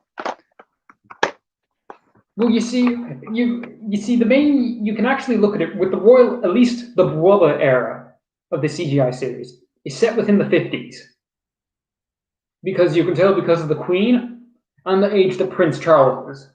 Because by that he looks to be about 7 or 8, which means he grew up, which means it's around the 50s. That's true. But now the rest of the series, that's up for a whole other debacle. That just depends for what series you look at it. Does Christopher Audrey know about the reboot? I'd say he does, because Veronica knows about the reboot. His daughter. Now, whether he's happy about it is a different story. Christopher Audrey didn't mind the Miller era. Didn't know that. Now maybe, trying to think why would he say that? Or maybe he just sort of gave up. I don't know. Maybe all he saw of the Miller era was Hero of the Rails, and he thought, oh, cool, animated movie. Yeah.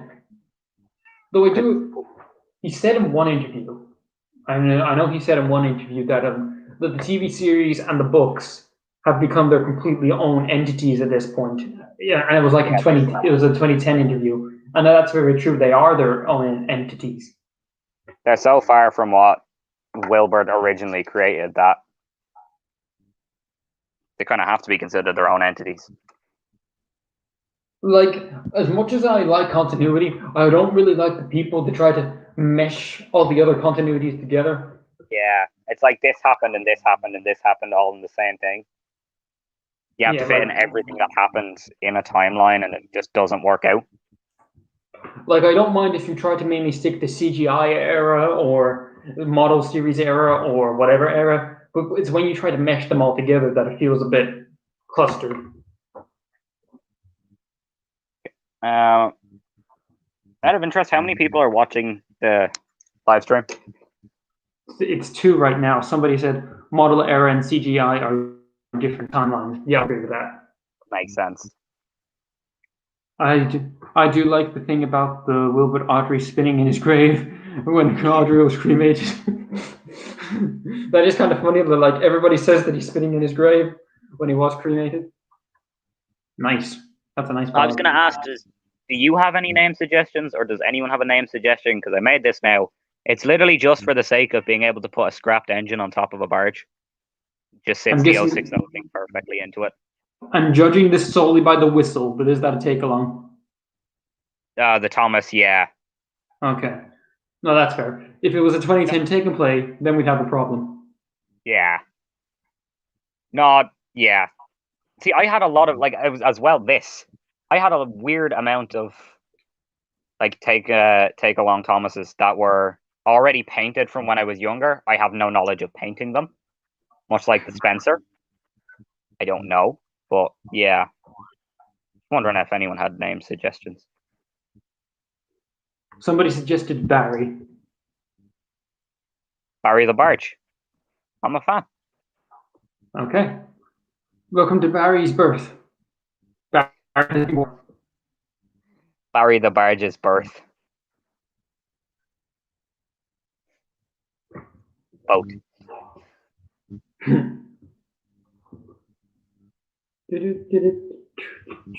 Actually, here's something now.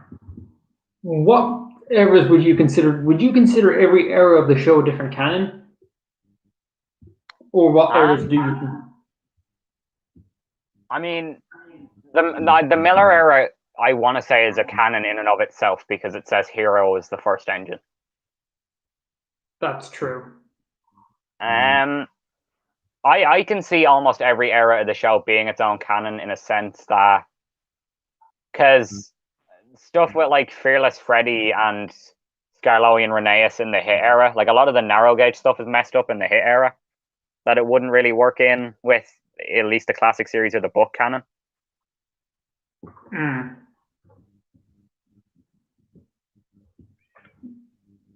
Yeah, so yeah, I would think there would. I can see all eras being different canons. The classic era and the Hit era could be in the same canon. I disagree with that now. See, for me, it's potentially with the standard gauge engines, but it's more so the narrow gauge engines that's completely ruined by trying to make it out that Freddy is older than Scarlo and Rheneas, that they're younger, more naive than him. And Sir Handel knows about Freddy, but the others don't. Yeah. I like to think the classic and Brenner era as their own separate era of to the other. Just kind of take out everything in between, and so that could potentially work. Yeah, take out everything in between and slot them in. But then at the same time, when there was no mention to the miniature engines in the classic series, and then they show up in Harlesborough in the Brenner era, like they've always been there.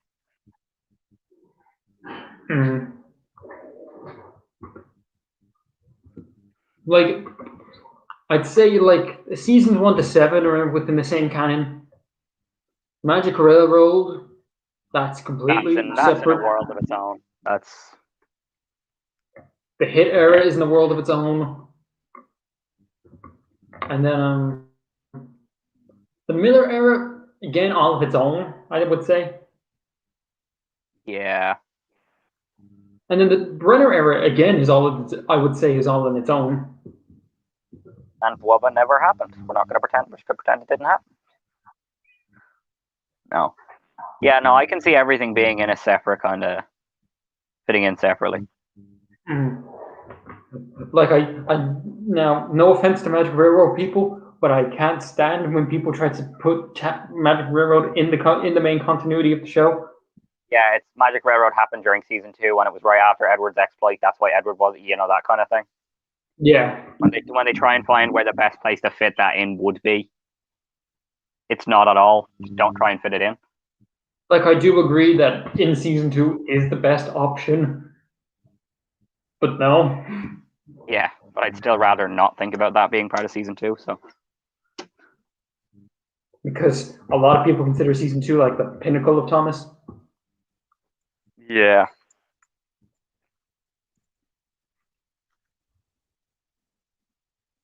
If I ever joined the show, I'd make that my own canon. Well, that could be said for anyone who joins the show. Like, they all add their own spin to the series in their own way. Like, Brenner added his certain spin to the series. Sharon Miller, despite what you think of her, she added her own spin on it. Everyone tried to do their own take. It's just some takes are more widely accepted than others.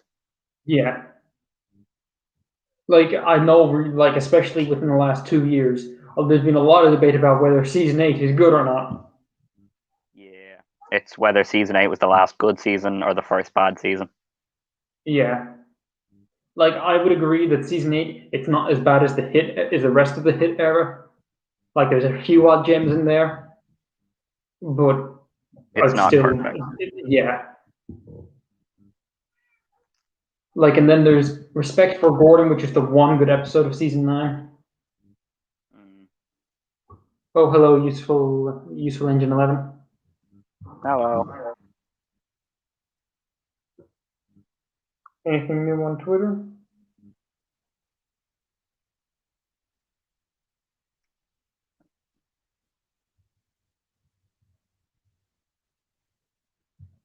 Nothing new on Twitter.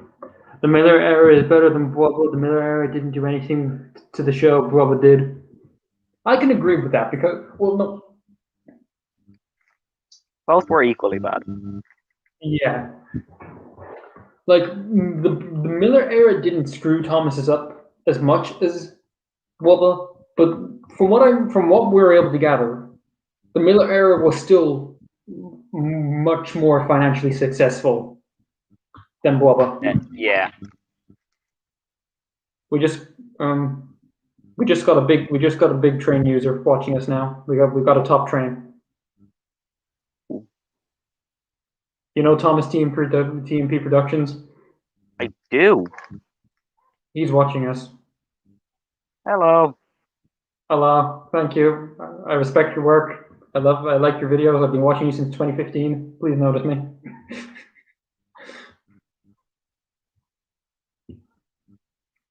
At least Miller era didn't kill the show.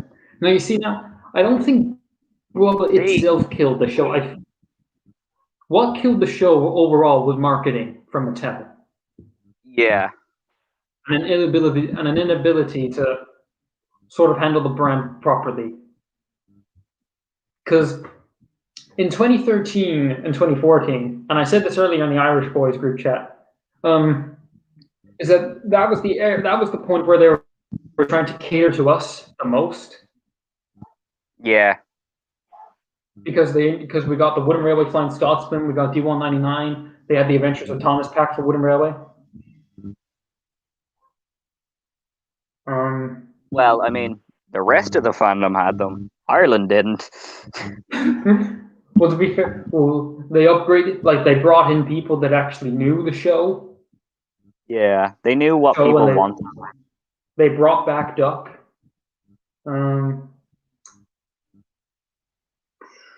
They brought back Duck, Harvey, and Bill and Ben. And they brought them back and didn't ruin them as well. They brought them back, but still had like good character with them. Like the one that sort of got screwed over the most was Duck, but that was sort of an inability when they were trying to cater to us the most. So they sort of just put him here, put him there, put him everywhere. Bad Cole. Look, try and make it look like we like this character. Try and make it look like we know who he is. Yeah, mention the Great Western. Mention the Great Western every 2 seconds, people. Yeah. They won't know it's Duck if it's not a constant reference to the Great Western Way. And say they brought back Jack and King of the Railway. Like, I was very happy when they brought back Jack. Bit of a weird redesign choice, but I was happy they brought him back. I've got the square face Jack on it. I don't mind his square face. Neither do I, actually. I thought it was a refreshing change. Like, do I prefer the circular one? Yes. Depends on the mood. Depends on the mood. Oh, I prefer the circular one, but I don't mind the square one. It's a change, but it's not like a holy god, this breaks the character, I'll never like him again kind of change. Thomas marketing was terrible in Ireland. Thomas marketing was dreadful in Ireland. I do, like, how did you watch Thomas as a kid? 6 a.m. Up 6 a.m. every morning to watch one episode. On what channel? Nick Jr. Same. Because if you weren't up at 6 o'clock in the morning trying to watch Thomas on Nick Jr., you weren't watching Thomas. Unless by the odd chance they were showing it at 12. Yeah, But unless that yeah, was not that was a special occasion. unless you pulled unless you tried to pull a sickie from school and try and watch the 12 o'clock one, yeah. But it was Yeah, that never on in the afternoon. It was not on in the afternoons. Like there was no just casual afternoon showings of Thomas. I could only watch Thomas through DVDs. That was my main exposure to Thomas as well. Like I had seasons 1, 3, and 5 on DVD fully, so I could watch them whenever. Yeah, see, that's the one thing I never like. I don't remember ever having, or never really remember having was DVDs. Hmm. And was it on? I don't remember. I don't think I ever watched it on RT Junior until later on. Do you know what it was I like? don't. earlier Yeah, no, on? I remember. I never remember it being on RTE Junior. Like I remember seeing like the Miller era on RT Junior, but I don't remember seeing a model era episode ever. Was it ever on TG Cahir? Did they ever try and do an in I Irish mentioned that version? earlier. Yeah, I don't think there was. Did they ever try and do an in Irish version? They did that for a lot of shows. They didn't. I wouldn't. To my knowledge, they didn't.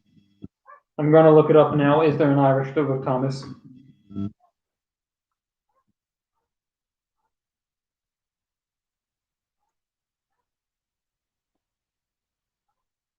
Did we get a dub of it in a language no one knows how to speak? That's a good question.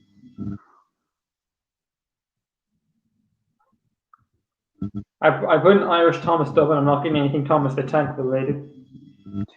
Irish Thomas, guarantee a Thomas Cook Holidays showed up. No.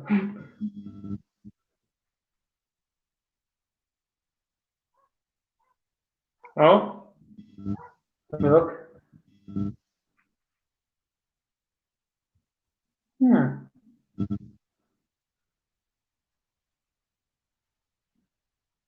Oh.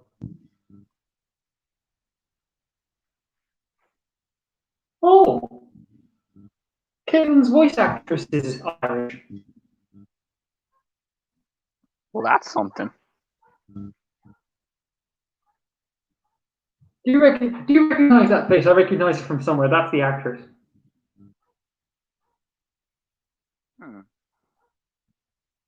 I recognize that face.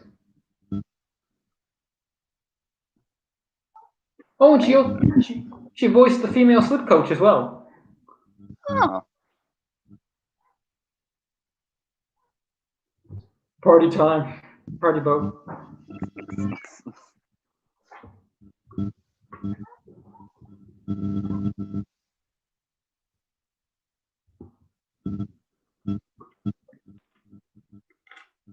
Oh, did you remember? It was like Thomas was shown on like Nick Jr. No, see, I remember this one specifically. When I got back into the show, I was seeing, okay, when's Thomas on TV? And it was on RT Junior because of like the CGI era, like season 17 and 18. Yeah. And I went looking, and then it turns out it was still showing on RT Junior, but it was showing on RT Junior 2. You know, the second, like the back one. Yeah. But it was only showing at 10 p.m. We just didn't have the time slots. We did like it wasn't readily available to us. Doesn't matter how much you want it. It's just not in the timetable. Now see, here's how I watched it though. You see, my dad normally would stay up very late till watching television, so I would just set the Skybox to record. Yep. And now we don't have Sky anymore. Ah. Virgin Media? No, I've got Netflix. No, fair enough. Sure. That's another thing.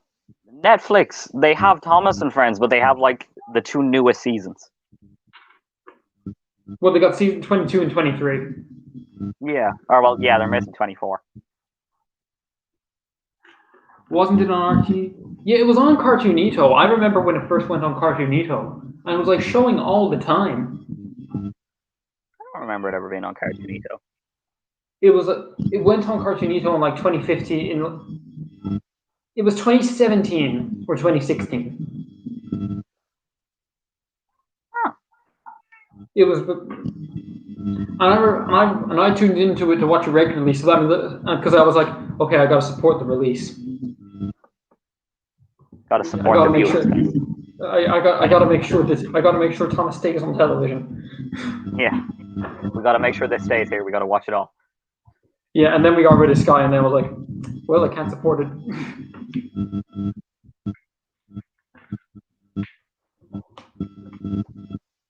And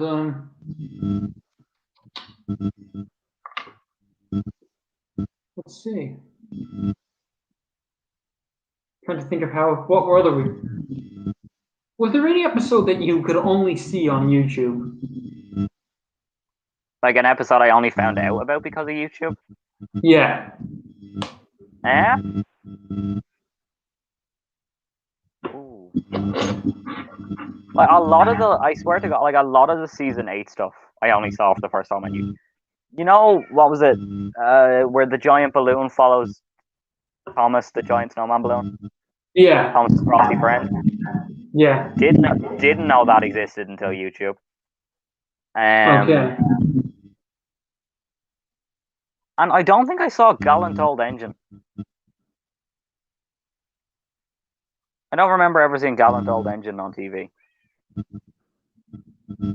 Oh my God, you just brought back a memory for me.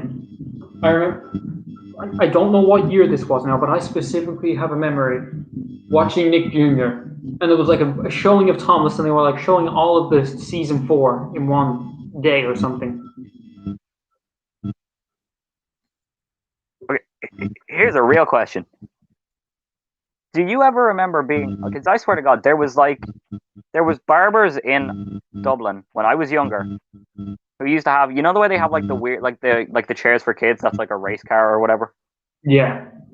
One of the barbers near me had a Thomas and Friends one, and they had a DVD player set up in front of you while you got your hair cut, playing Thomas and Friends DVDs.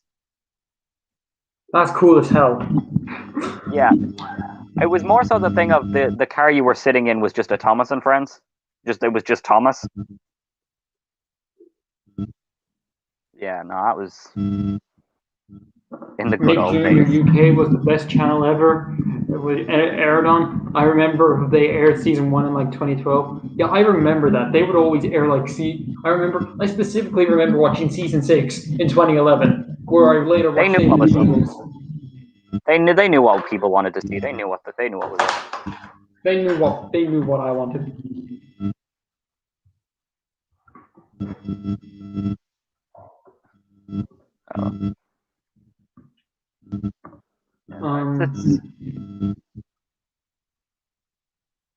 I really wish Tugs had got a second season. I know a lot of people bring it up, but which is honestly kind of annoying because considering we know what's happened to the majority of the scripts, or if not all the scripts. They're not publicly released, but they were written and people have them. Yep, Ryan Hagen has them all in his secret base. Yeah. Which is kind of depressing because he has what we want, but even if there was a paywall, I would be more. It would be one thing if I had to pay for it, but it's another thing if I can't get it at all. Yeah. When there are. I would pay. I would pay to read the Tug scripts. Yeah, I can agree.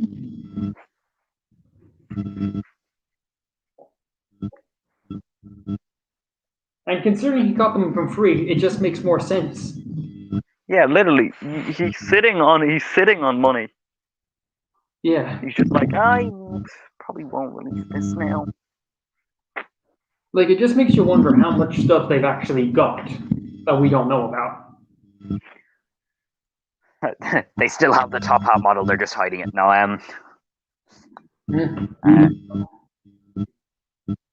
it's annoying. Because they had other characters planned, the Diesel Tug and stuff. Well, I'd love to see more Tugs fan content.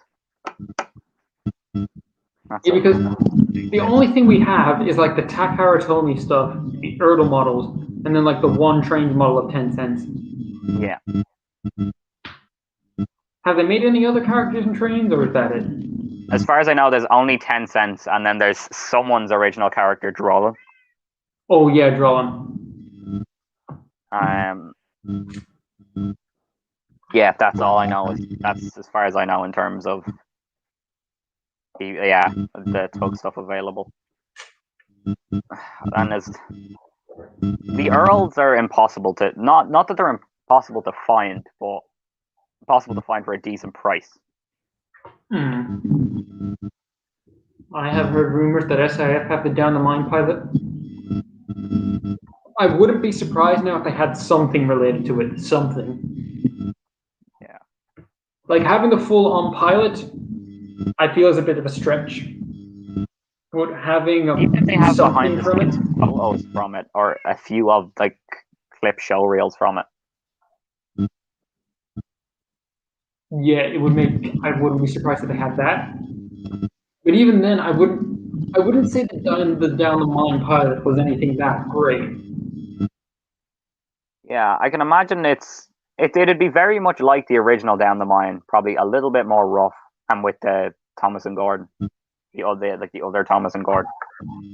Because I saw an interview with one of the model makers who worked on the pilot, and he said that the engines were terrible runners.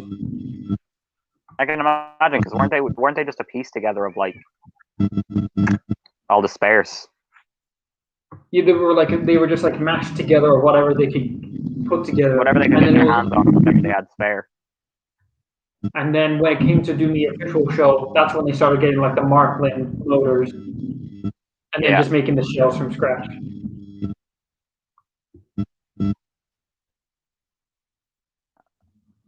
The top of Lily Party ship has just crashed off. I'm very sad. No, the party cat. Well, while in the process of trying to fix something, the whole thing collapsed. Beautiful. That's how it goes here. Okay. When you try to fix something. I'm going to try and reconnect. Actually, Ringo wasn't in the pilot. Yeah, I can see Ringo not being in the pilot. Oh, the question is who did do it? Well, given the people who own the stuff, we'll probably never know. I mean, for all we know, David Niven narrated it. That would have probably been likely, because while it was only the pilot, they wouldn't have hired an outside person to do it. Junior and Mike weren't in the pilot too. That makes me wonder: would the pilot have had, say, stock music? Would they have had stock music at the time, or did they just have it without music?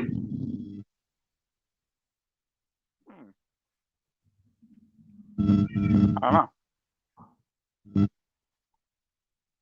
Because I can imagine, because it was only the pilot, I can imagine it would have been very rough, like a very roughly put together thing.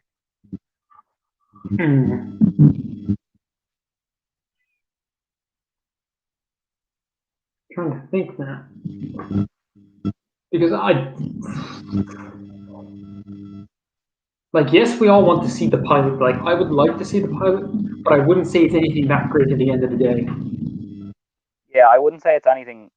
It would be the exact same as the original Down the Mine. Just a lot rougher. The models wouldn't look as good.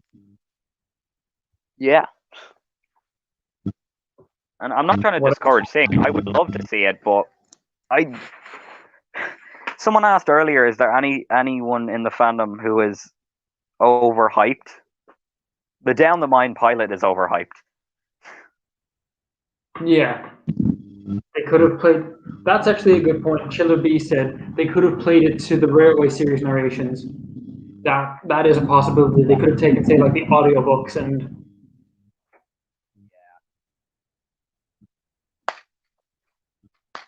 Why do people call Mike and Junior even though they were credited as Junior and Mike? That's going on the Thomas and Friends iceberg.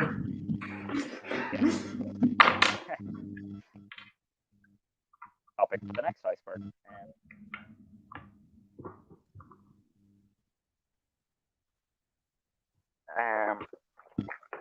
Bob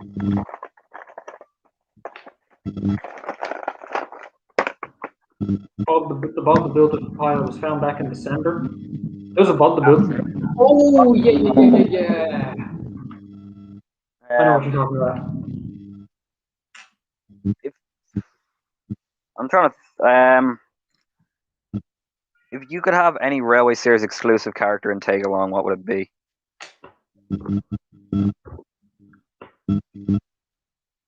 Bear. Solid choice. Yeah, Bear. Personally, I'd want Neil or Wilbert. I get we kind of already got Wilbert with the Earl model, but like I would have loved him to have had a take and play Wilbert. Or even like Iron Duke, Duchess. Some of the more obscure characters from Thomas and the Railway Show. Green Arrow. Oh, that would be a good one, Green Arrow.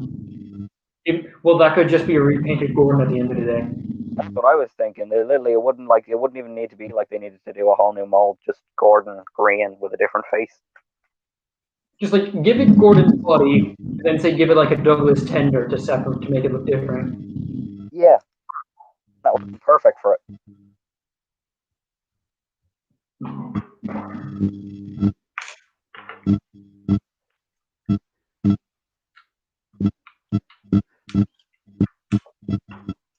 Your audio sounding a bit cutty in and out. What? I'm getting some sort of kind of static from your audio. Oh, it might be because I'm trying to bend metal with a set of pliers, and I'm doing it pretty close to my mic. Sorry. No, it's okay. The sad story of Henry 1953 will never be found. Sorry, but that's the sad truth. What's sad is Hey, Ryan Stock's in the chat. Ryan Stock's in the chat. Hello. Everyone go subscribe to Ryan Stock. He makes amazing content. He made a really good adaptation of Henry and the Elephant that I loved.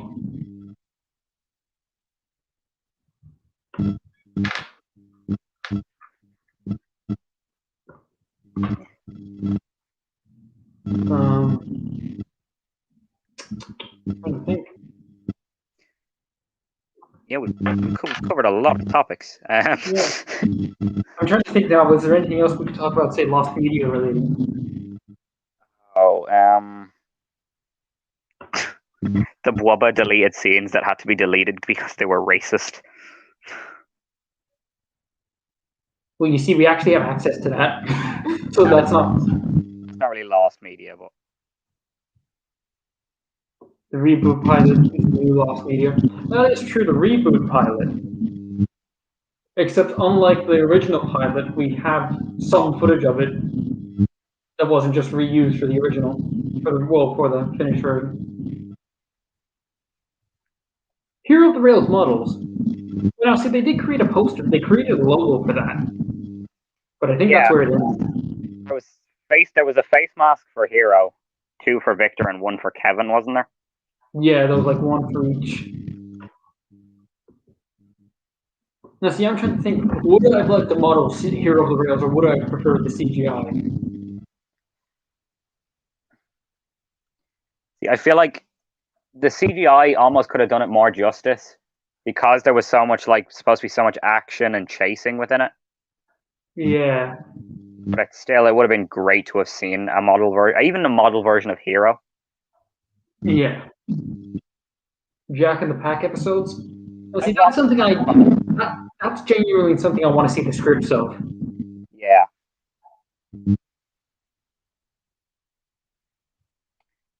Because I want to, I wonder who they would have been focused on, like which Pack characters would have gotten the spotlight on them. There's one episode where Jack has to get a snow outfit and save children from a snow landslide. Okay, so that's one Jack episode. They're all on the wiki. Oh. There's one episode where Byron's left in charge.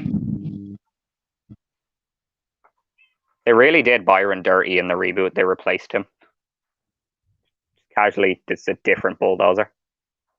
Yeah, like he's like I wouldn't be mad, but she basically had the same personality as Byron. Yeah, the perfectionist kind of thing. Yeah, We miss you, Byron. We do. like I keep forgetting that they brought back Miss Jenny. Yeah.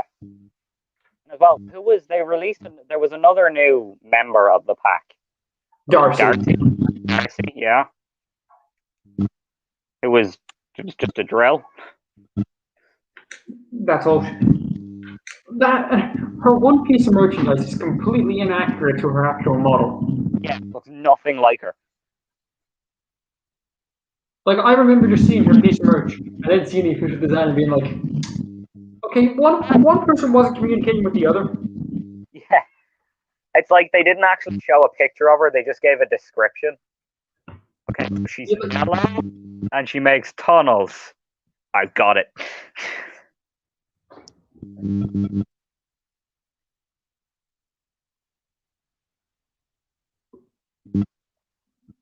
Does anyone know Miss Jenny is Irish?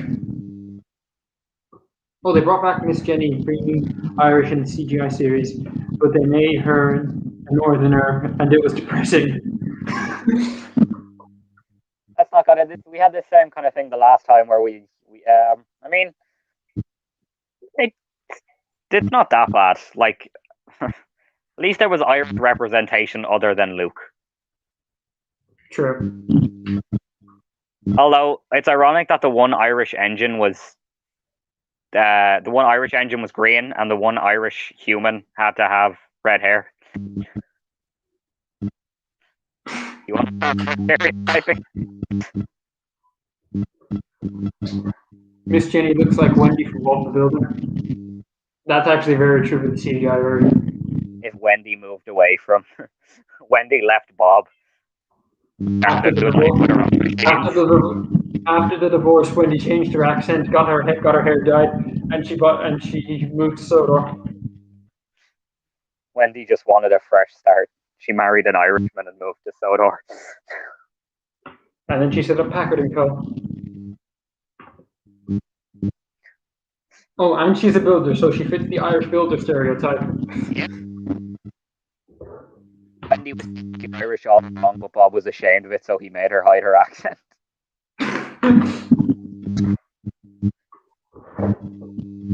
Which is honestly quite fun. Well, me and Ryan Sock are both from weird. Which is honestly quite weird when you think about it, because we could have easily seen each other and not known that we were part of the same fandom. That's the thing. Until I probably started using Twitter, I was aware there was Irish fans of Thomas, but I wasn't aware that there was a few of us. Yeah. Can we fix No, Bob, sign the divorce papers. Can we fix it? No, after 20 years of this, I'm done, Bob. Put the pen on the page.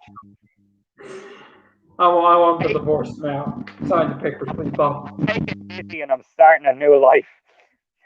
Okay, so Josh Productions 07 is Irish, and then there's the 19 people in the Irish Boys group chat, and then there's Cactus. So that's 21 in total. Yep. And then, isn't Michael White Northern Irish?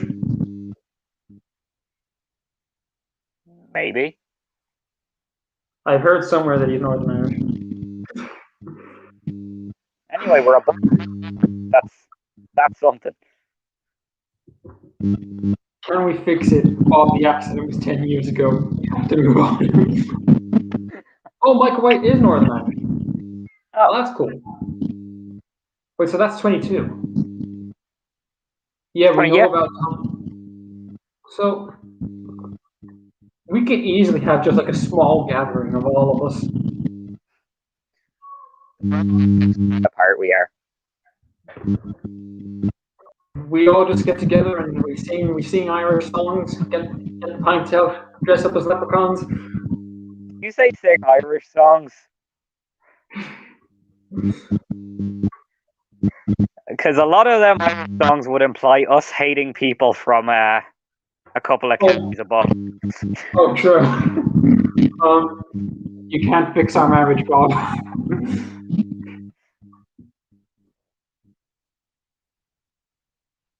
Can we fix it?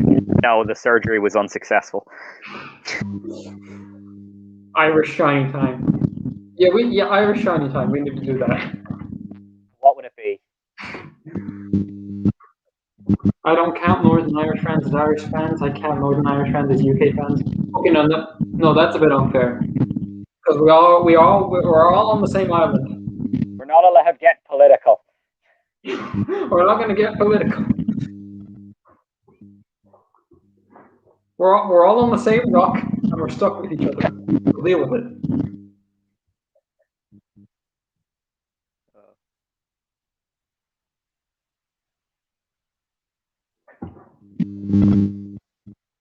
Northern Irish discrimination.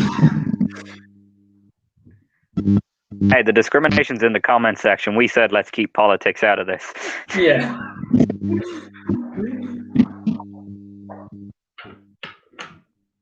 No politics, please. We're not going to talk about who was the better U.S. president.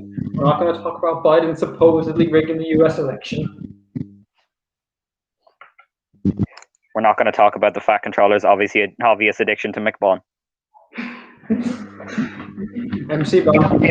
We don't deal with rumors here. Now let's talk about the rumor that Ryan Hagan secretly has access to all of David Mitten's secret personal collection of Thompson Friends stuff. Talk about Bond definitely has Dead Down the Mind Pilot. We love the North and their silly voices and Proud Sterling. Yes, we do love their silly little voices and Proud Sterling. Can we talk about their silly little voices? Yeah, when a lot of the western side of Ireland have quite the native tongue, shall we say, in terms of their speech. Meanwhile, I somehow grew up in Wexford and sound like an Englishman.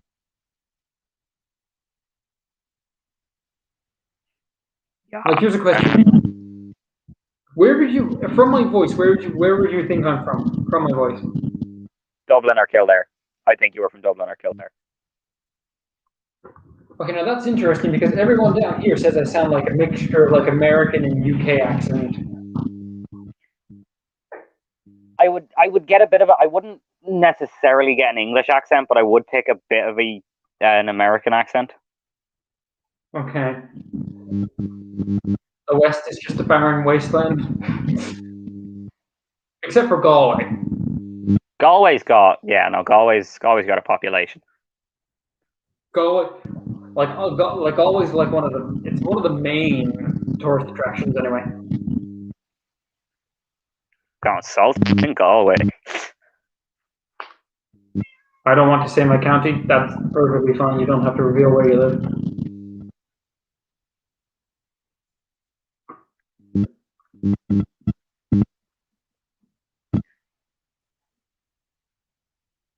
It's nice to know there is other Irish Thomas fans though.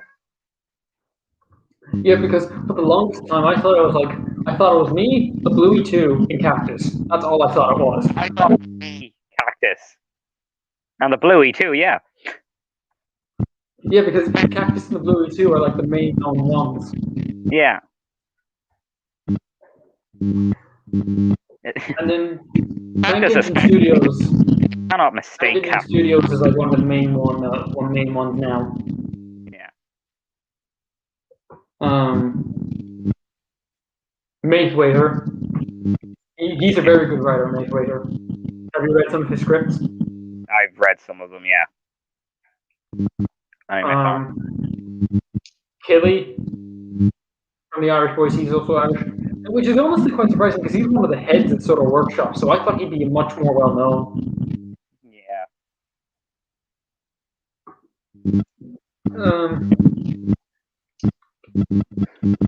What else is there? Yeah, Thomas Mario Fan 11. What does he do actually? I'm not 100% sure on his content. I hadn't heard of a lot of the people who were in the Irish Boys chat until I was added, and then I started getting to see what different people do. It was Prickles. It was just he's only on Twitter. Yeah. There was John earlier. I believe he's only on Twitter.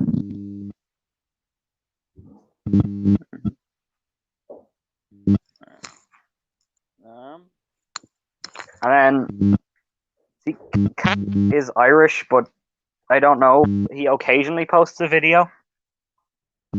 He kind of He's not on Twitter, I believe. No, he's not on Twitter, and he said his goodbyes from YouTube. He said he'd occasionally he posts something like a new Bachman item he gets, or Bachman. Oh yeah. But yeah. Yeah, he's kind of moved away from the content creating. Oh, Tidmouth Yar. I completely forgot about him. He's one of the main ones I've known about for ages. You know Tidmouth Yar? I've seen some of his stuff, but I'm not knowledgeable. He's a brilliant HO and double modeler. Imagine if the Unlucky Tug was Irish. Oh, then everyone would want to come to Ireland to meet the Unlucky Tug. The Irish be known. Unlucky Tug will get us all the Irish representation we need.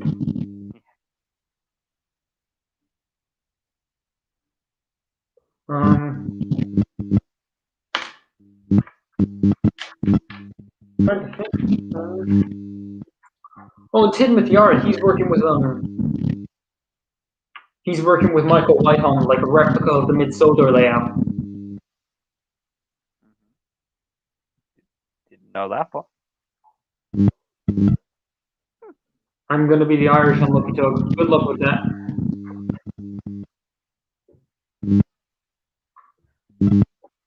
Do us proud. I'm Irish, I'm unlucky, and I make Tugs customs, but I ain't that.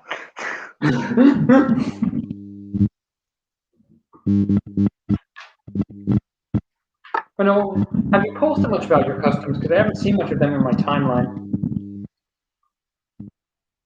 Oh, well, have I posted many of my customs? Have you posted just posted publicly about any of them? Not a lot of them. Until I had a few made. Because that's the thing, I make them, and then I always find things like I'm not 100% happy with how it is when it's finished.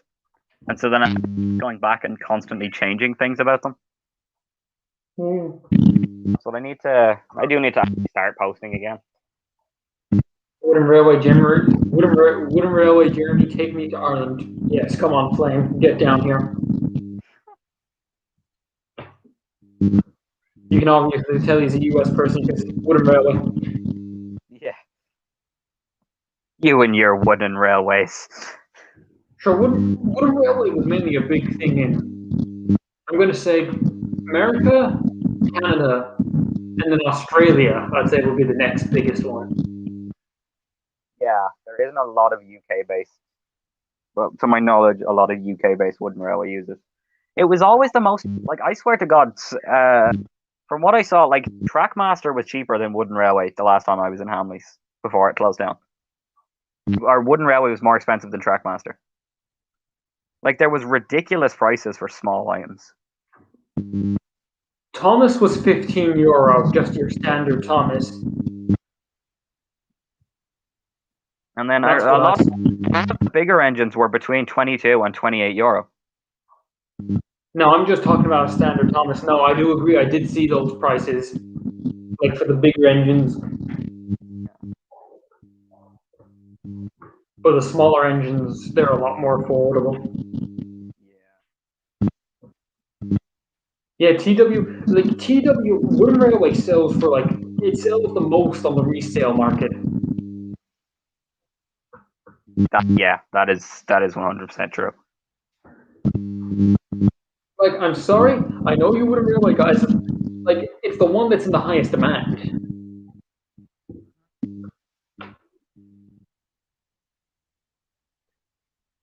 That's something else. Like, you know, when you see all the people and they're like, I just got this at a flea market.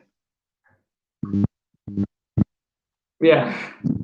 We have some markets here in Ireland, but we don't have anything to the scale of what they have. Or if we do, it's not always on, or it's not frequently on. Like, do you ever have a lot of markets, like, or those kind of people all set up? Very few, because like, Dustin is definitely overpriced for Road and Railway. Well, now I understand that he was one of like the exclusive characters. He got his own set.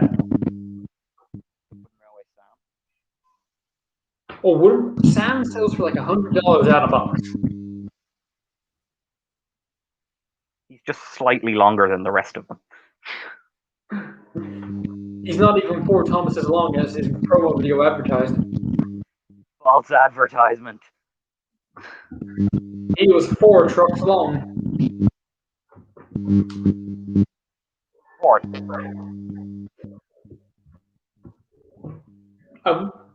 Something I would honestly like to see is somebody try to make Sam with it was an actual 4 times the size of Thomas. I think some people have actually done it. I'm pretty sure there's someone who has done a wooden railway Sam that's like 4 times the length of Thomas. I'd honestly really like to see something like that. Over here in good old California, we have a lot of swap meets. The Logan set looked nice. Yeah, the Logan, what would you say was the best out of the exclusive characters for the Wooden Railway stuff? Oh, I want to say Logan, just because he seemed to fit in the most with the kind of Sodor thing. An aesthetic standpoint. Logan, from an aesthetic standpoint, definitely fit in the most. Sam just seemed like, as much as I like the idea of this big engine, he just seemed too out of scale and too, I want to say, unnecessary. Like there's no. In Wooden Railway, he looks fine, but it's when you see his actual CGI render where you're like, holy crap, what is he? It's like I feel. It's you're going this. It's well established Henry is able to pull the heaviest goods trains. We don't need this. Yeah, like it's fairly established that we've got strong engines, we've got Hero, we've got Spencer, we've got Connor, we've got all the big boys. I don't care. This island does not have that many exports that it needs an engine this size. Like he's from America. He specifically said that I'm from America. I am America, and I'm designed to pull trains like 4 times the size of them. Trains anything can pull here.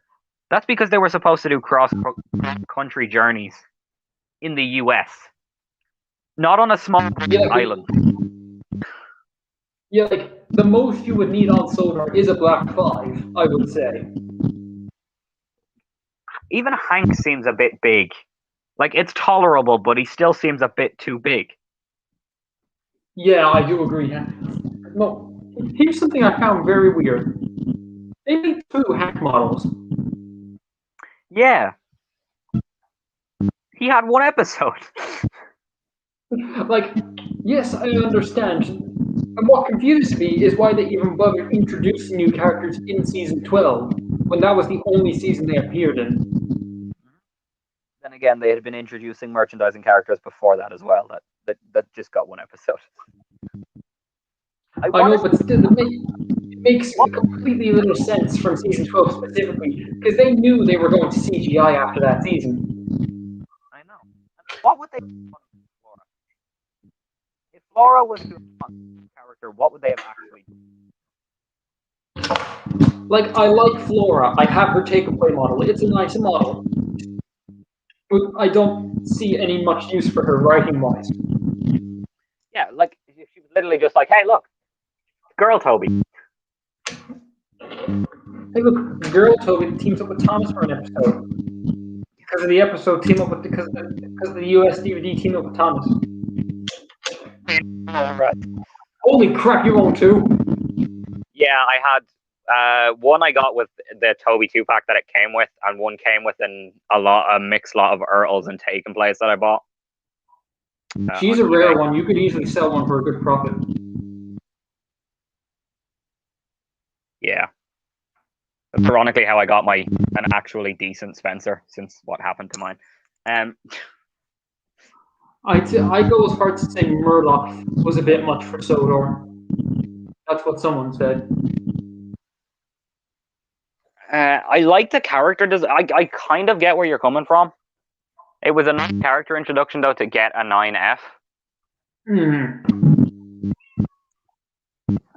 I'm trying to think, because later on, the engines looked a lot similar to their bases. So, like, say you compare Murloc to Henry, and there's like a very clear difference between the two. Yeah. They made 2 Hank models, and they didn't even consider changing one. Wait, what? They made 2 Hank models, and they didn't even consider changing one back to Spencer? Yeah, I'm pretty sure Hank used Spencer's chassis. Oh. Yeah, one of Spencer's chassis was used for Hank because it's the same valve gear and everything. Okay. I want red Murdoch. That would look nice. Oh yeah, nice maroon red. That's something else that needs to be talked about. How overpriced. I get it was a limited release, but how overpriced Hornby Murdoch is. I have made a dedicated tweet to how you can save an arm and a leg when we're getting a Hornby Murdoch. How to save an arm and a leg and still get a Hornby Murdoch. Yes. All you need to do is buy a Hornby 9F for about £100 to £200, depending on your price range and how much you want to spend. Get a 3D printed face for a Tomy Murdoch.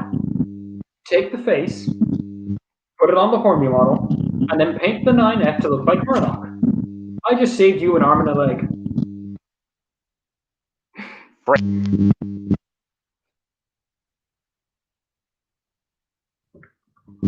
That's a nice bow. I love the paddle pop stick use. Yeah, I will admit. Probably should have cut the end off them, but I got lucky while I was building it. That's very nice, actually. That's very nice. That's what Stefano should have been. Yeah, just a boat. Yeah, just like, were those even a thing? What? Sorry? Is Stefano based on something? I don't know. Or is he just his own thing? Just someone in the drawing room got really creative. Season 20. Yeah, season 20 was going to be the last season of the show. To be honest, I wish it did end on that. It would have been a nice way to end it. Just season 21 had some nice moments, but I feel like if they had just stopped it at season 20, we would have been fine. Yeah. Personally, if you were going to ask me, I feel like it should have ended with Lost Treasure. Because the ending of Lost Treasure is just, it's so perfect. Like, it's a Lost Treasure feels like the combination of everything we had beforehand. If they were going to end it at Lost Treasure, though, I feel like they would have taken Daisy out of it. Because it would have been really weird to have had this introduction of Welcome Back Daisy and then just stopping. No, you should. My reaction to some of these characters returning when I got back into Thomas from watching The Adventure Begins and Lost Treasure. And when I watched Lost Treasure, I was like, holy crap, they're bringing back all the characters that used to be in the show when I was little. Oh my god, everyone's back. They brought everybody back except Boko. I was genuinely, I had a smile on my face when I saw Donald and Buzz again. Yeah, I know. I like brought them back with the little comedic thing. Yeah. That, and I didn't know all of them. Since I hadn't seen season 18 or Tale of the Break, I was like, holy crap, Oliver's back, Toad's back. Uh, Tale of the Brave is a special I constantly forget exists. I'm just gonna be like I constantly forget about Tale of the Brave. It's the special I've seen the least. Yeah, I think I've probably only watched it all the way through. I remember when the trailer came out for that, and everyone thought Marion was going to be Ned. I've only watched Tale of the Brave in full twice. It was another attempt at giving Percy a main role in a special. I like how Doug actually knows he hasn't seen Donald and Douglas in a while. And when he said that, I was like, holy crap, they actually acknowledged it. Okay, well, what's your opinion on Day of the Diesels? Like, overall opinion, good, bad, ugly? Bad, bad, bad, bad, bad, bad, bad. Quite a negatory reaction. Yes. The only thing it had going for it was the music. And even at that, the music was great. Like, yes. Was it cool as hell to see Diesel 10 in CGI again? Yes. Was it done terribly? Yes. It kind of just ripped up the image we have. But I remember that hype from 2010 to 2011 with the Misty Island post-credit scene. I was like, oh my god, oh my god, oh my god. Oh. Yeah, the Day of the Diesel song it's really catchy. Yeah. Day of the Diesels. Harry Bush packed the diesels in down. Day of the Diesels. Coming down to 10. That's the thing. The music was okay. The story was meh. The overall execution was horrific. Nitrogen is underrated. See, Nitrogen, I will give them that they did have nice shots and they did beautiful renders, particularly for the Skarloey Railway engines that they did. But their overall animation, I feel, is quite poor. Yeah. Like, yes, they improved over time, but even then, the basic shot of Thomas puffing along still looks quite rubbish to me. Yeah.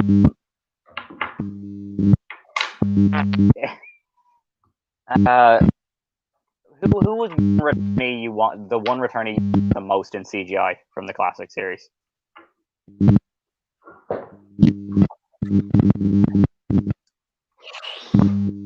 I wouldn't say Boco. I don't know what they would have done. It would have been nice to see him, but I don't know what they would have done with Boco. I feel like Duke. They kind of replaced Boco with Timothy, so in essence, you don't need Boco anymore.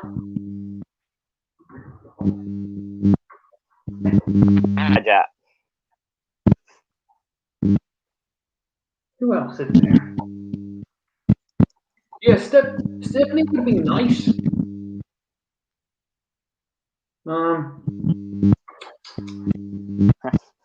They couldn't do Stephanie. Someone stole his model.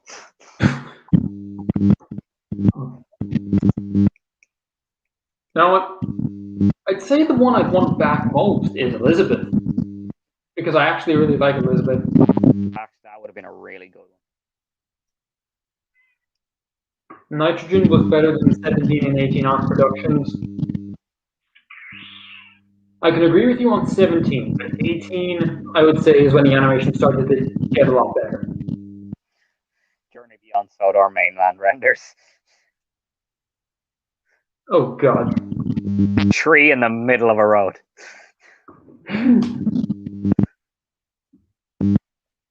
There's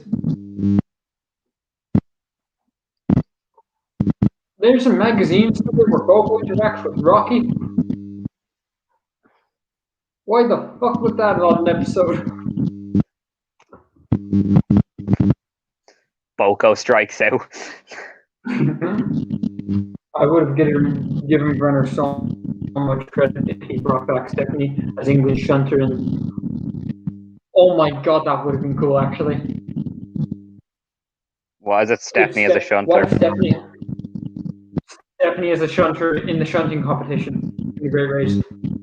Oh, that would have been nice. That actually makes sense. Yeah.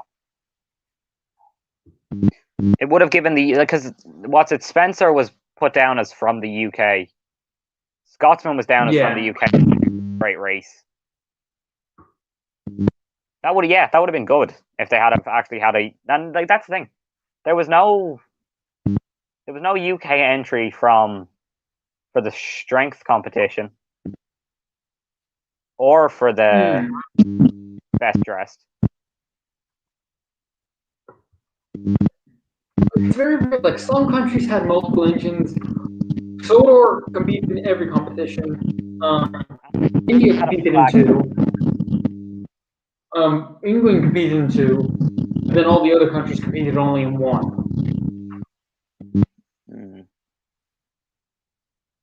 Oh wait, didn't India have 2 though? Because Rajiv and Ashima. Yeah, I mentioned that. Imagine if both went back to Daisy. I've seen a picture of somebody. He made a take-along Boko custom and posted him and Daisy together, and I just figured, and that felt so weird to me because they do share the same face masks. Yeah. There was not an Irish contestant at all. Well, to be fair, what kind of engines do we have to show off? All we did was import. Yeah. Unless there was a narrow gauge event about how much turf can a narrow gauge engine move, I don't think we would have won much.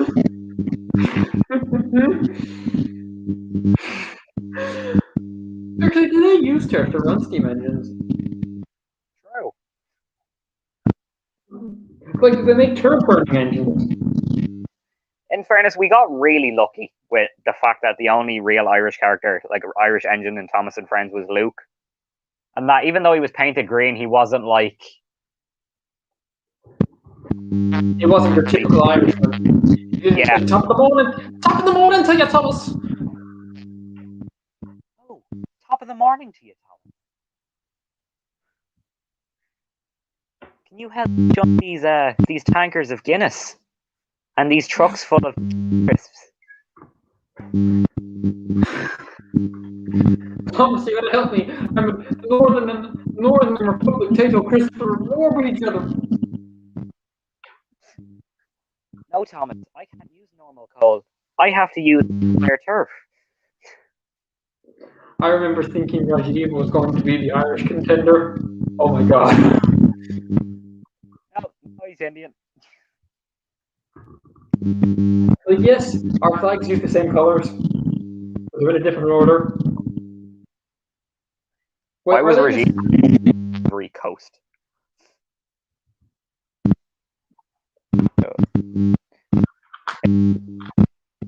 It's the same colors but reversed, and then India have like a symbol in the middle of their flag. Yeah, India have a symbol.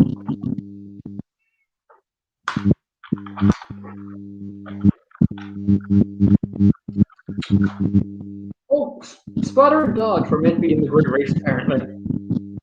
Yeah, they were supposed to be shunters in Bridlington.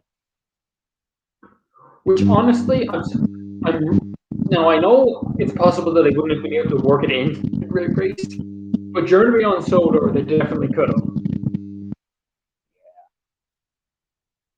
Like, they had that specific scene at Bridlington with the diesels. Even if it was Splatter and Dodge after getting it would have been a really interesting thing to see if it was Splatter and Dodge, but after they got a repaint or something, they were painted in that red and yellow, but they still had names on the side. Yeah. I want to see Vinny again. Yeah, Vinny was a nice one. Vinny was one of the only Great Race characters with a personality.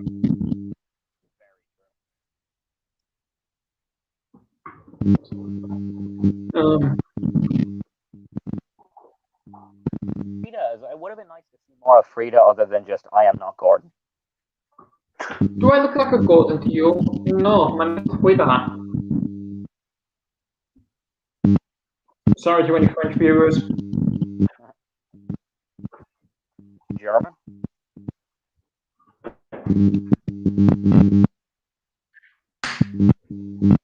That's another thing.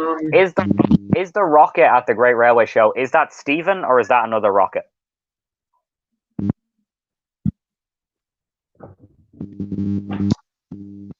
It could be. Is it That's the a good NRM rocket? As it was a nice reference to Mrs. Kindly as well. Can Mrs. Kindly please come to the refreshment tent?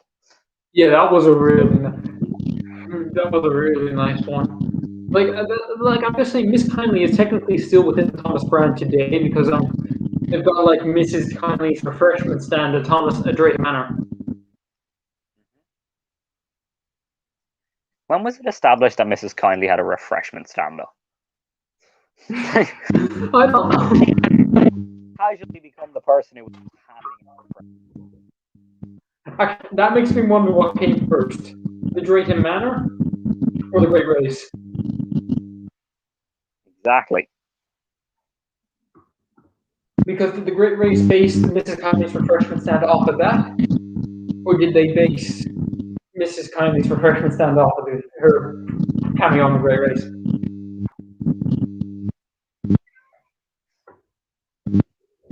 Either way, she's known to speak.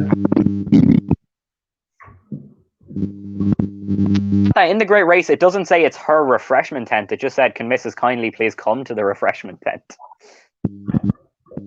Oh, true. I guess Mrs. just now. Unless she was helping with the event.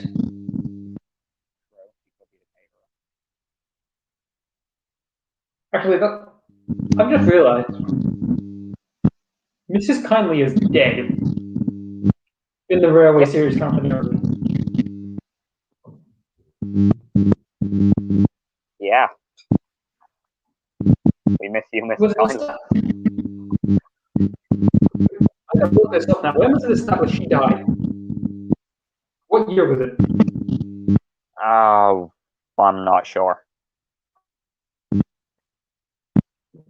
Well, now that I'm aware of this, I need to look up when Mrs. Kindly died. Whoa, Mrs. Kindly's death.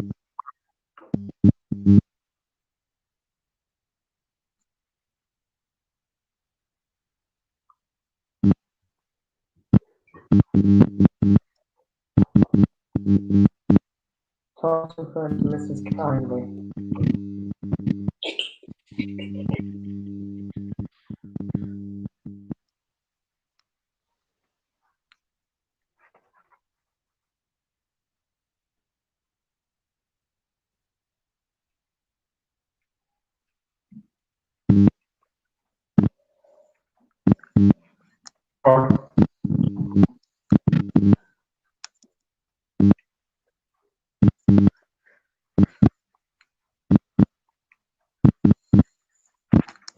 Okay, according to this, she was still alive in 2005. What about after that? There's nothing about her after that.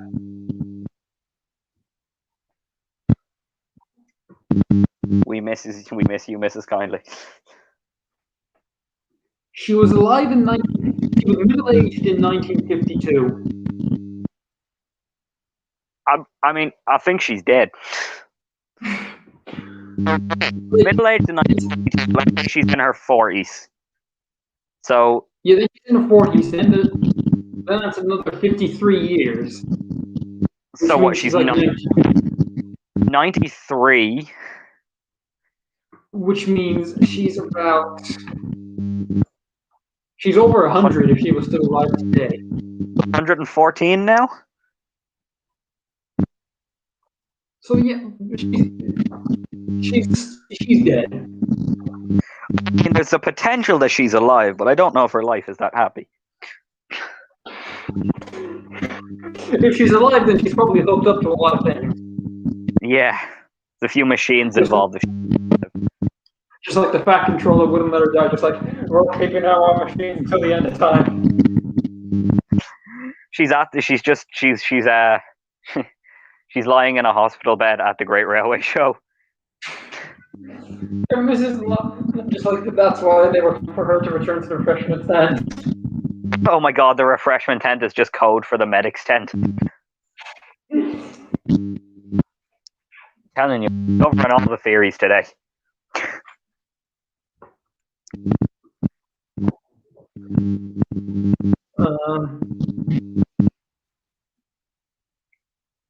What else is there?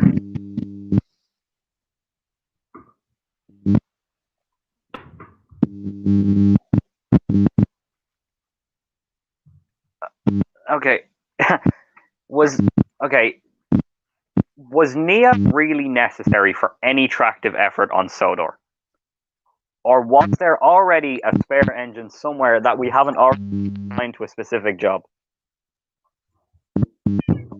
Nia has no specific job, I believe. She's just sort of an odd jobs engine. Laura, Neville, Molly.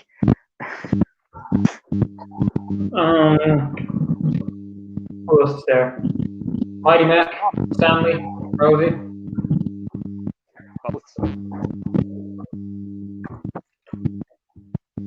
Great race. Take along Stanley, but like Railway Series narrow gauge Stanley. Oh, true. Oh, yeah. Stanley was American. Yeah, he's got two spills. We do here, I said. He stopped laughing then. We said we'd make him useful, and we made him bloody useful. Edward was 19 when he came to Sodor. Jesus, Edward. I'll be back in like 2 minutes. I just have to go check something downstairs, and I'll be back. That's fine. I'll hold down the fort. Okay. Speak of the reboot eyes.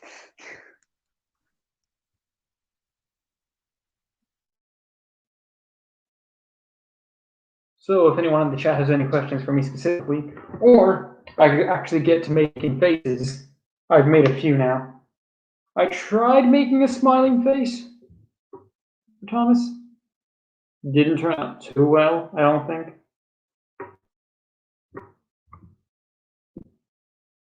Oh, Henry was too? Yeah, a lot of the engines were really young when they came to Sodor initially.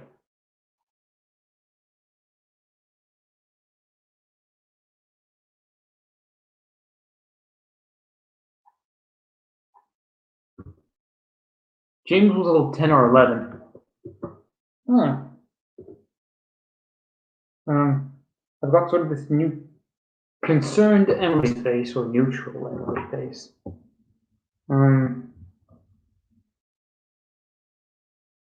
Got this creepy smile, Thomas.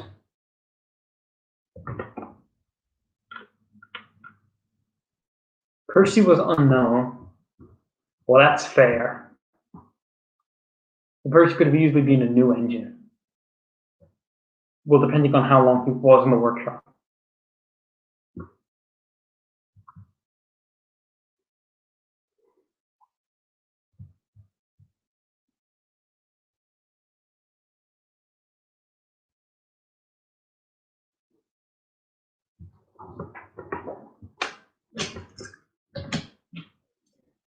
Really makes you wonder how old some of the newer characters were, now that you mention it, in the show, because depending on the timeline, the engines could be anywhere from 50 to 2 years old when they were, like, Ivo, Hugh, and Jock in the Railway series, they were newly built engines. So, makes you wonder.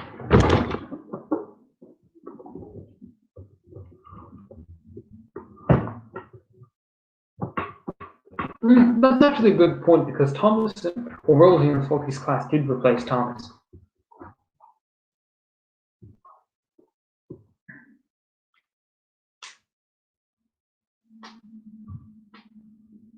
But I don't think. Trying to think, would Thomas have some sort of resentment? Ivo Hugh was even wrong with. Yeah, I know. Ivo Hugh was like a freshly built engine. He was not the chief mechanic, I believe, of the Straddle Railway.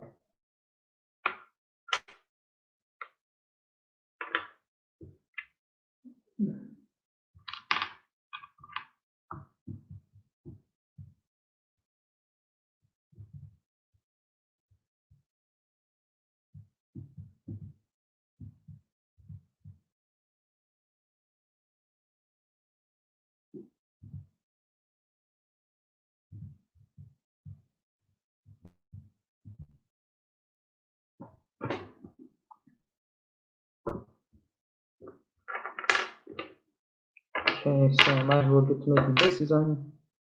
Again, does anyone have any recommendations for phases?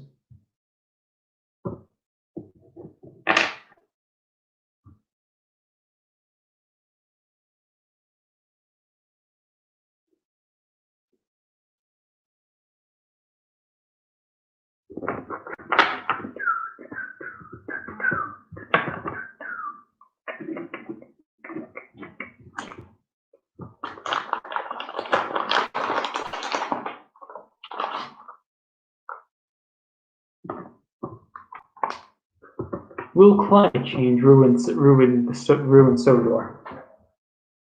That's a good question. Would climate change ruin Sodor forever? Well, I suppose it would, because eventually they have to be in regulations. Because like they already have, because like steam railways are basically going, like their popularity is still they're still very popular, but they're struggling to get coal now. So eventually you get to a point where the majority of people like Tavi-Clun and the Bluebell and all the other heritage railways are no longer able to run because, well, climate change is stopping, because coal will become a harder and harder substance to collect and gather.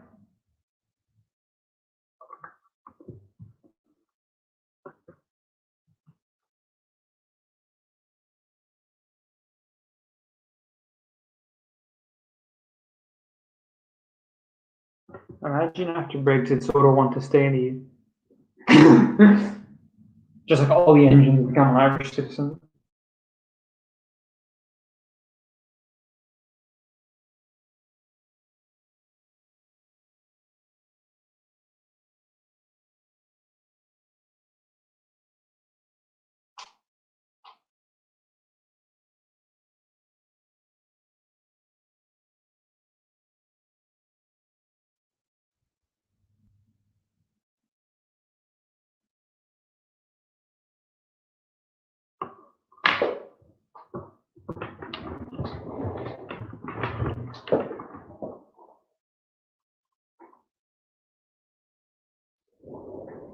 Okay, I've got the Percy face.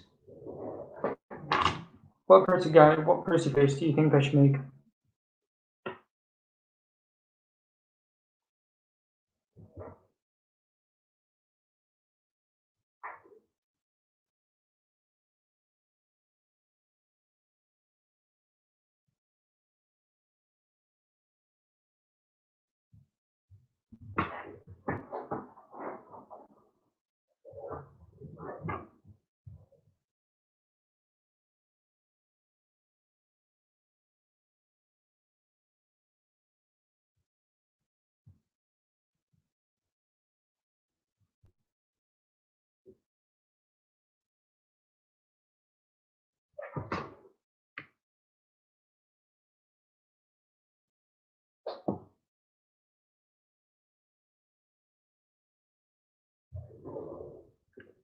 His out of puff face.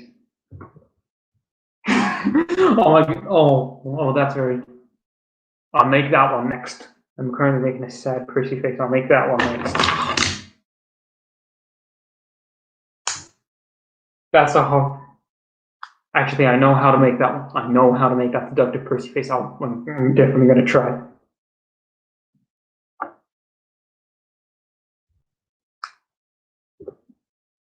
Basically, what I'll need to do is I'll need to take his I need to make just like a copy of his standard happy face, and then I'm gonna have to wait for that to dry, and then I'm gonna have to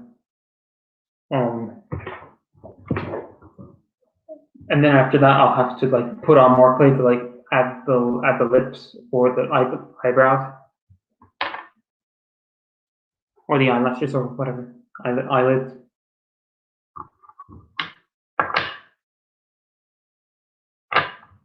And then I'll do his out of puff face. Well, if any of you guys ever need something like therapeutic to do, like if you feel stressed, like clay modeling, like making these faces are very stress relieving, I find. Like it's nice just to take a step back and do something. Like I'm technically still making content for my videos because I'm finding ways to make my videos better. Hello. Right?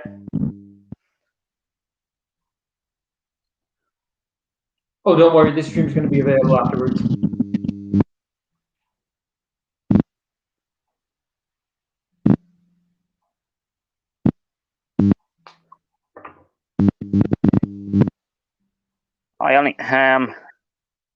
I just realized we broke the 3-hour mark. Holy crap! Long stream. Okay, now that we've broken 3 hours, I believe we are now officially longer than Endgame. Yeah. And time travel wasn't our solution. Yes. We just talked out our feelings, and we got there in the end. Fandom is now drama-free. SIF has been dismantled.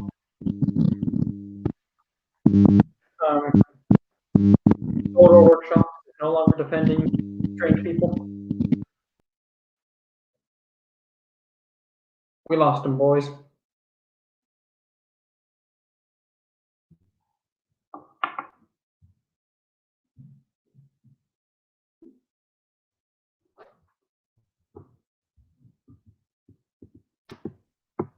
Sorry, my Wi-Fi again. That's fine. I think your connection improved because there was a lot of static with you earlier. Yeah, Wi-Fi is not great. Like, really not great. That's fine.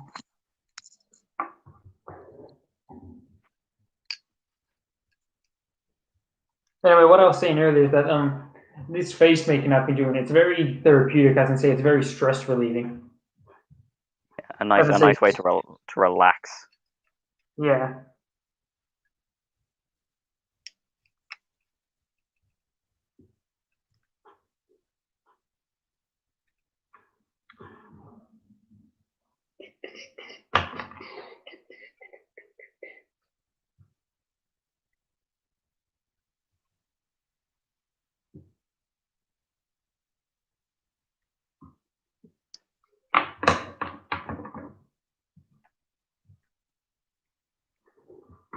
Well, do you remember Northwestern 04? Because a few people are mentioning him in the chat. Western of. Or William Milne, you might know him as. Oh yeah. He did facts about. And then a character. Yeah.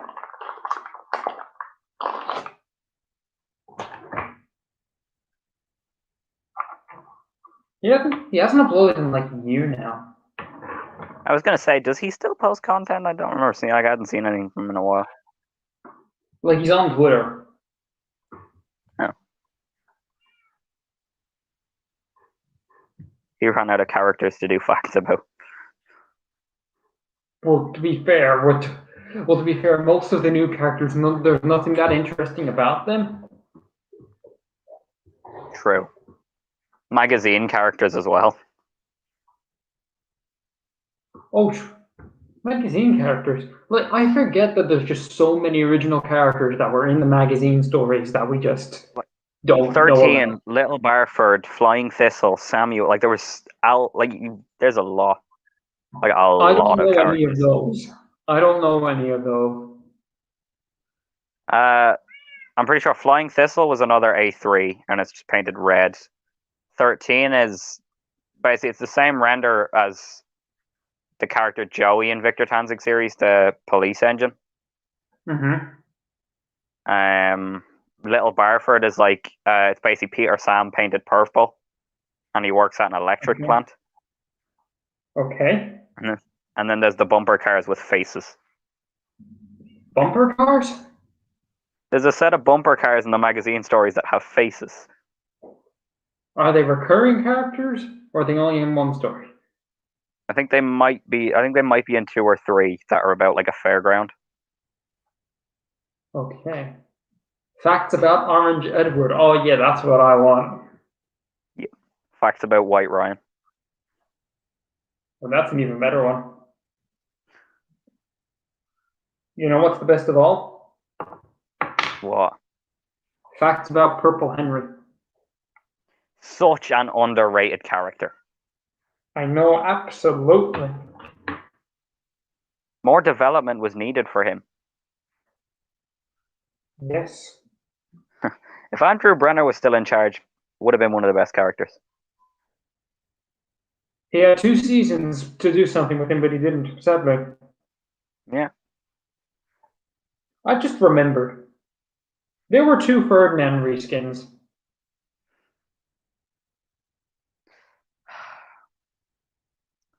No matter how hard we try and escape him, Ferdinand seems to always find us.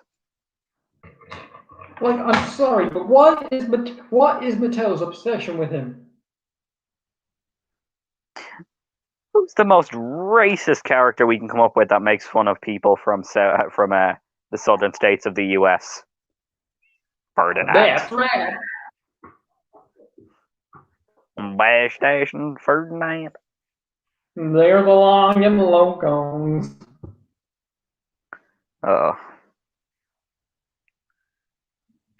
Need to be dismantled part by part.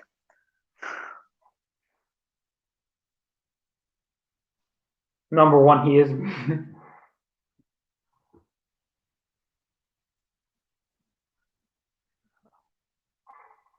William is still making videos. He's just taking time with videos. Oh, okay. Oh.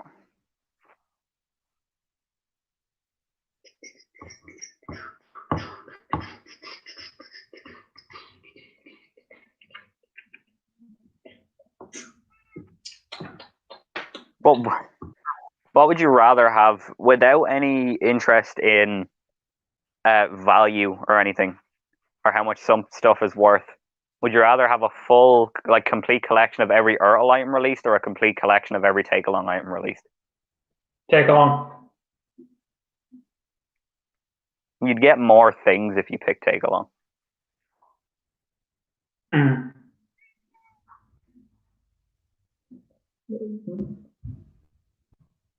Yeah, Take Along is definitely the better one. I'd almost consider picking Ertl just for the track, though. I don't like imagine it'd be. I'm not a fan of it, but it'd be pretty cool to have an Ertl layout. True. Like, I'm sorry, but that track, it's way too wide for Ertl. If anything, it's for Tony.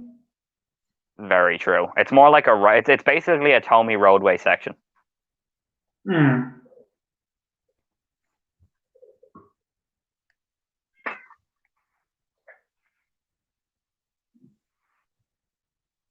Actually, imagine getting every single wooden railway item. I feel like that's too much. Yeah, that's just too much.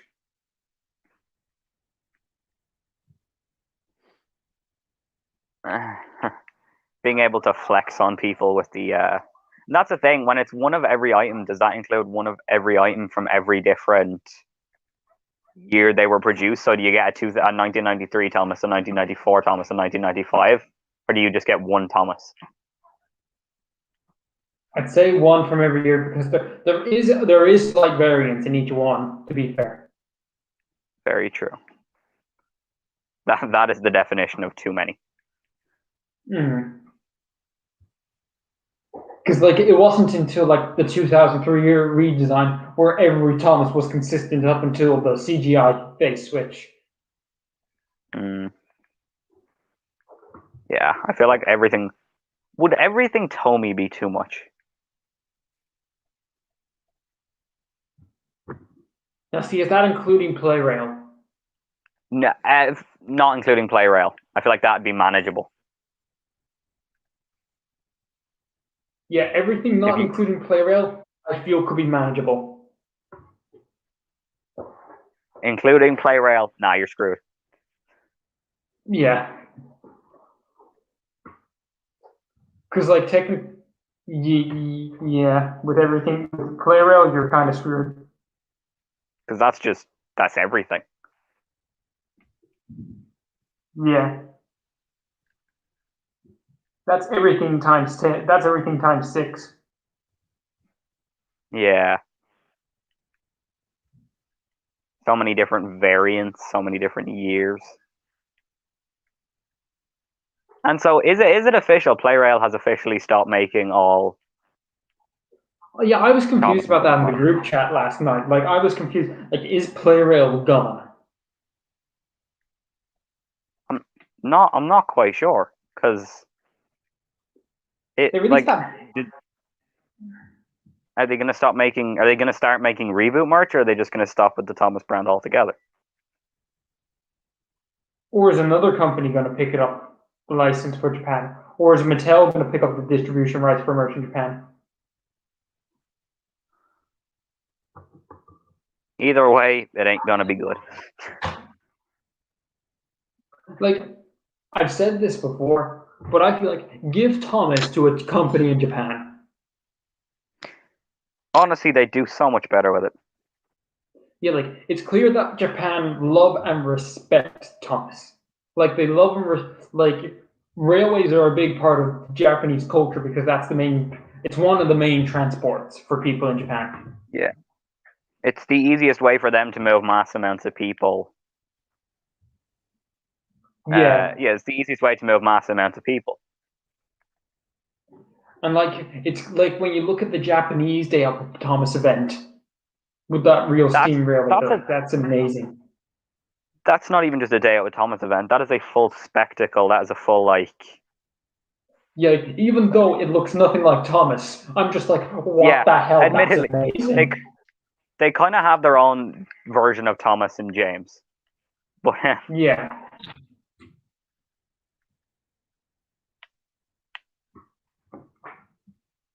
I would have loved to have gotten like taken play merchandise of that Thomas stuff. Yeah, that would have been cool. Because they made a PlayRail one, and then they made like I don't know what it is. It's like a tiny one of it.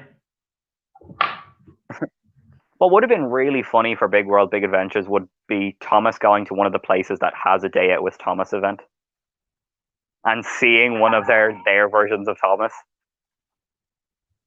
Yeah, like, I'm surprised he didn't go to Japan. Yeah. Although, again, I get why they can't do China, because... See, that's the thing, because there's a lot of distribution and film boards that they have to go... A lot of censorship and film boards this stuff has to go through. Are they allowed to show Thomas and Friends in China? I heard something that the Great Race got a special cinematic release in China because of Yang Bao. Because of Chinese representation. Yeah. And then to those who are on Twitter, there was a post yesterday of that Japanese stall, and there was like all that Railway series themed merch. Like Japan just Railway series puzzles and keychain in 2021. Japan just knows how to do the brand right.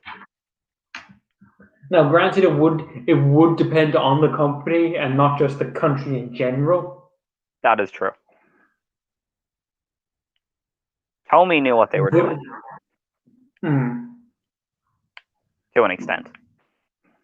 Yeah. Like, the only problem with Thomas going to Japan, what I feel would be the US and the UK and everywhere else's releases. Yeah. That would depend on who's going to handle the merchandise there. Oh. That's. Somebody like... said, "How about?" Sorry, you go on. Oh no, what was it? No, you go on. Oh, I was just gonna say The internet must have cut on there again. I was going to a story where Thomas goes to Strasbourg meets. That would actually be funny if Thomas met Strasbourg Thomas.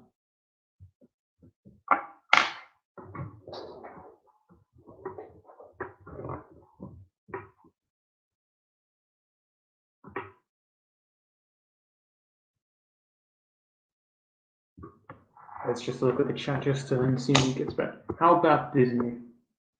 You see, Disney actually. That music feature. How about Disney? You see, I feel Thomas would be like. I feel Disney. Yes, they would try and treat Thomas with some respect, but my main concern would be its copyright for fan content, because when you look at how Disney's followed broken copyright system, like things like Thomas HD Classics on YouTube, like that would be gone. A lot of fan content gone. That would be my main issue with Disney owning Thomas. Like, yes, they would pump out as much merch as possible, but it would be hard. Sorry, Wi-Fi is dreadful. That's fine. Dropping in and out. Yeah. So okay, what if Disney owned Thomas? Yeah, I just pointed out what I said yesterday. Yeah, fan content would be gone. No one would be able to get away with doing anything Thomas related. Yeah, and then there's this one, or just let Mattel. You see, I feel like that's very business related. Like that's like if for Hit Entertainment to go out on their own again, they would have to become a new company. Yeah, they wouldn't actually be allowed to call themselves Hit Entertainment because when you buy a company, when you buy a company, you buy its name, so they can't just have the name back. Yeah, and then give Thomas to an Irish company. I don't Can feel you like we imagine treat Tom. I don't feel like we treat it that well. TG Carr trying to produce a full Thomas special. My God. Thomas is going down to the local brewery. Thomas has just been laid off and now has to provide for a family of 28. Oh God. Believe me, we're not the people that need to be in charge of Thomas. Archie, like the main film company in Ireland is RTE, and I don't feel like they treat Thomas with that much respect. Oh no, we'd be not a hope. Ryan Tuberty voices is the narrator. Oh no. He looks so uncomfortable every year doing the toy show. Yeah. Did you see the kid with all the Thomas stuff last year? Oh yeah. Yeah, when he said Edward the Tank Engine, I know we're not supposed to get pissed, but I died a little inside.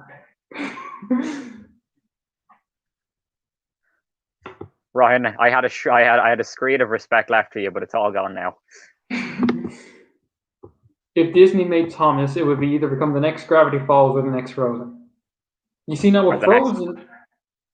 You see now when it comes to Frozen, I immediately think merchandise, and the amount of merchandise would be amazing. That is true.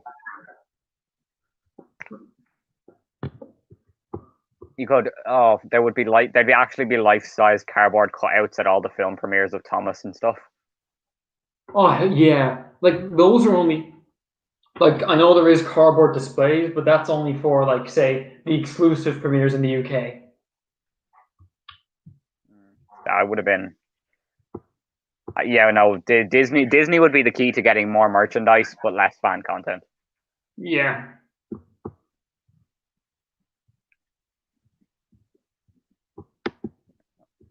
Hayden was a show-off. Wait, who's Hayden? Yeah. No, kind of confused. Yeah, I'm confused with that as well. Oh, this is a good one. Thomas gets drunk in other stories. When after the divorce, Thomas just he went mad. After the EU subsidies stopped coming in and Thomas couldn't keep the farm going, things got rough and Thomas turned to the drink. Oh, Ada was the kid's name on the toy show. What do you mean he was a show off? Oh, he was showing off his collection. I presume that's what's meant. Yeah. Like Respect. Kid had a collection. Respect. Yeah, when I was looking at that, like he had every single bit of modern merch when it came to the characters. And normally it's literally only normally when they show a kid who has Thomas and Friends stuff, it's like whatever the newest Trackmaster set is, and they just show a train going around it 2 times. This kid had everything. Yeah, he had the new Trackmaster set, the motorized sets, like the Talking Thomas and Percy. He had a Hornby set up, and like I saw a take and play floor amongst all of that stuff. I saw the 2015 anniversary. I swear to God, I saw like the 1945 wooden railway Thomas. Yeah, that was somewhere in that. Yeah, I saw the 2015 one, but I didn't see the 1942 one.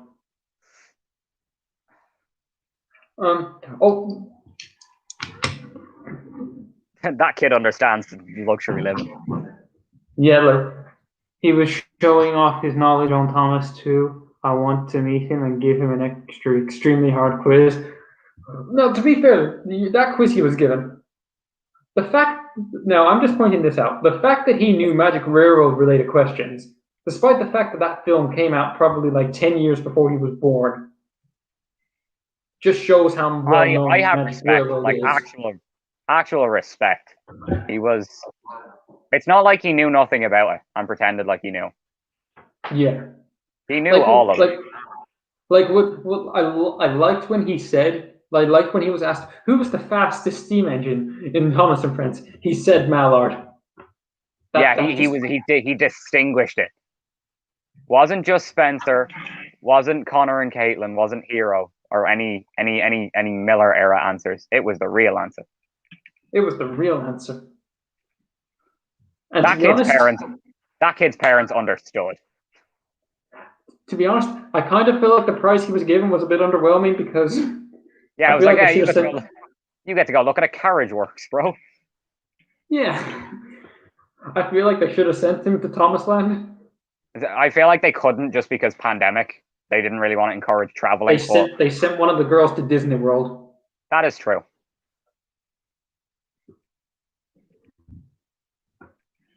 Imagine if Aiden joined the Thomas Phantom. I wouldn't be surprised in like I wouldn't be surprised if Aiden would. He would be the Irish unlucky. He would be the Irish unlucky Tug. In 5 or 6 years, I wouldn't be surprised if he started showing up somewhere. And I hope he does, actually. Aiden and pals. Yeah.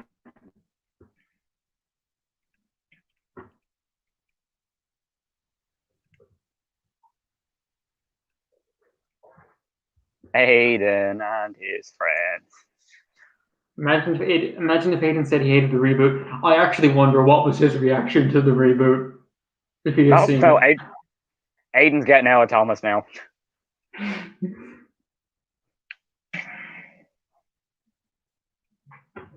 You see, that's the question. How are kids if kids see it? Kids who knew about what came before. That's what I want to see. Yeah, that's what I want. Like, I did a small experiment because my mother babysits children, and I asked them I showed them Reboot Thomas, and then I showed them CGI Thomas. 2 of the 3 kids she mined said the old Thomas. Now, granted, was it model series? The child. No, I'm just saying this. I'm not too sure if this has anything to do with it. But the child who said that they prefer the Reboot Thomas is a big fan of Peppa Pig. Oh, yeah. which it could be to do with that familiarity. Yeah.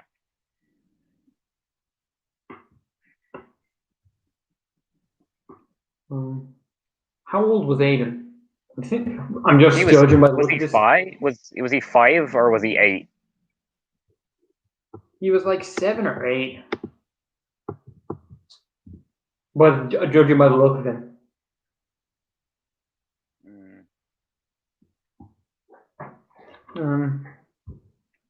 Jesus, 3.5 hours now. Right, hold on, I just gotta give me 2 seconds. Yeah. Oh, the World War II Thomas movie. Oh, what I would have loved to have seen how they handled that. It's very interesting to see how it would have been handled, because from what we know, it was meant to have diesels in it. 3.5 hour party, woo! Hell yeah, baby! That actually, have we gotten any update on the new film that's being made? To my knowledge, no.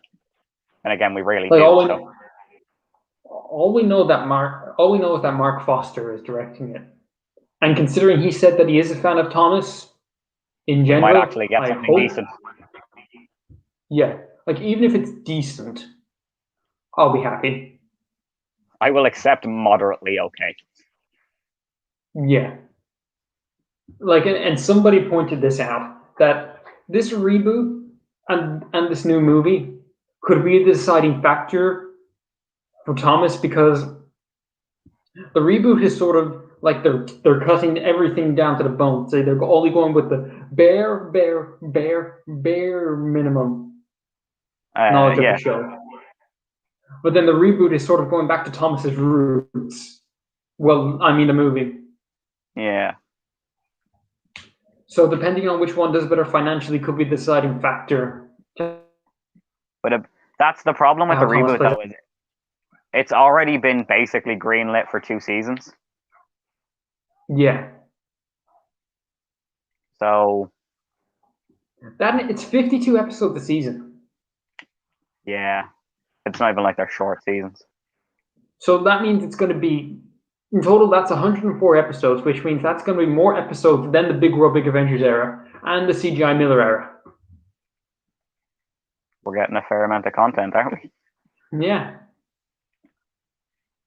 Chiller B asked a good question here. What do you think the Mark Foster film will be about? I'm going to be honest, I haven't really done a lot of research into it. I kind of wanted to go into it blind for... I know it's going to be different to Bubba, so I don't want to do a massive amount of research into it beforehand. Something I wouldn't mind with the film being about is, say, if it was a Fat Controller-centric film. Yeah, what it's like from his perspective to try and run a railway. This is what I feel it could be. It could be a film about either the first Fat Controller, which granted wouldn't be a very Thomas focused story because Thomas was supposedly, yeah, but say have it be about a new Fat Controller taking over the railway. It'd be great if we got a Fat Controller origin story, like from when he was designing the coffee pots to where he got to eventually. Yeah, like granted, if that were to be the film, I don't think it would do well financially. True. Because very little Thomas. And The Adventure Begins kind of already covered up to how we got Thomas on Sodor. So yeah. How long are the episodes going to be, though? The episodes are said to be 11 minutes for the reboot. I'm going to have to sit through 11 minutes for each of those episodes.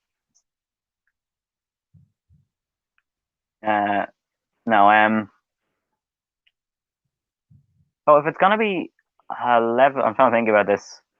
11 minutes by how many episodes is there? 52 episodes a season. Oh, 11 by 52. Wait, so that's 520. That's over 520 minutes of content. Per season.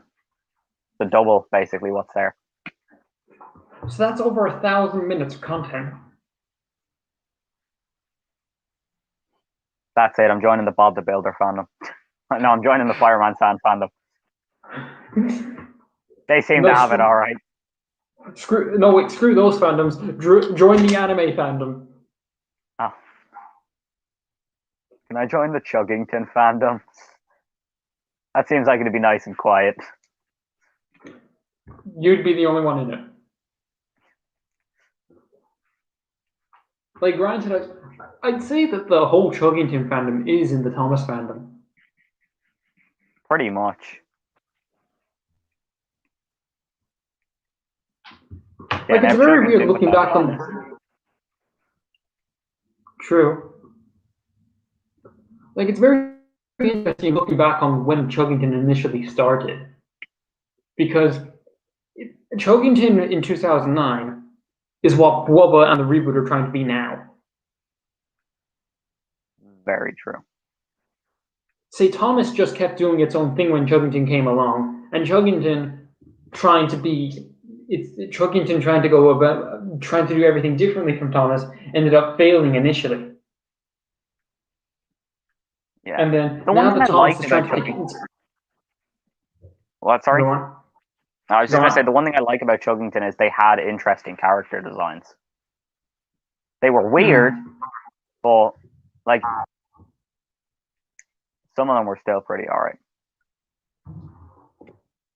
The one thing I hated was all of the steam engines that were obviously supposed to have a tender that didn't have a tender. Yeah, like there was an A4 class steam locomotive that just didn't have a tender. It didn't have a tender, just vibed like, yeah, I'm fine. We've been going for nearly 4 hours. What the? I mean, that's... It is nearly 10 o'clock. What's funny is we started this stream saying how crazy is it how fast time has gone. Talking about, like, in general.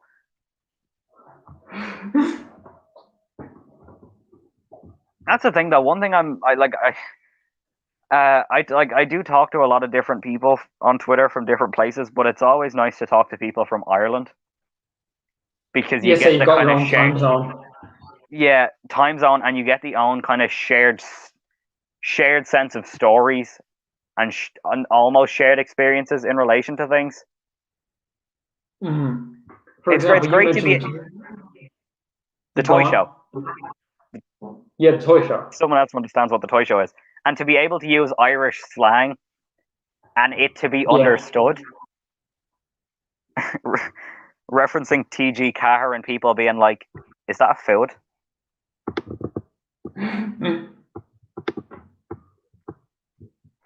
Yeah, and it's nice to actually have someone to understand the distribution troubles of Thomas in Ireland. I know. Someone else who understands the fact that we didn't get Wooden Railway because they just didn't want us to have Wooden Railway. Yeah, like I only had a Wooden Railway Thomas growing up. I had 2 Wooden Railway Thomases. That was it. Oh, lost them again. Even though most of the Irish Boys group chat is just us texting each other in the middle of the night. Okay, while he's gone, I might as well make faces. Or does anyone have any questions to the fourth? Oh, there he is again. Speak of the devil and he will appear. I am so sorry. No, you're fine. Don't it's the internet. It's not your fault. It's the Wi-Fi's.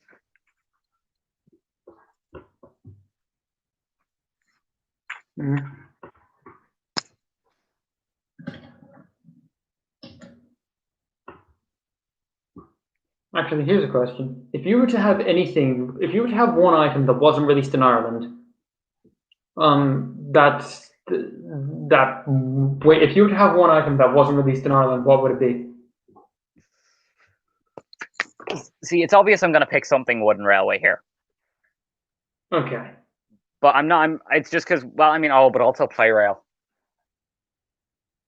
No, just from the main 3 lines, okay, so not counting Playrail.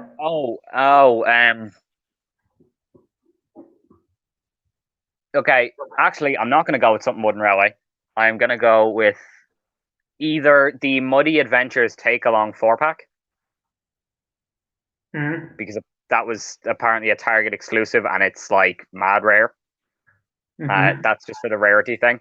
And I'd also like to have, they released like Target and Walmart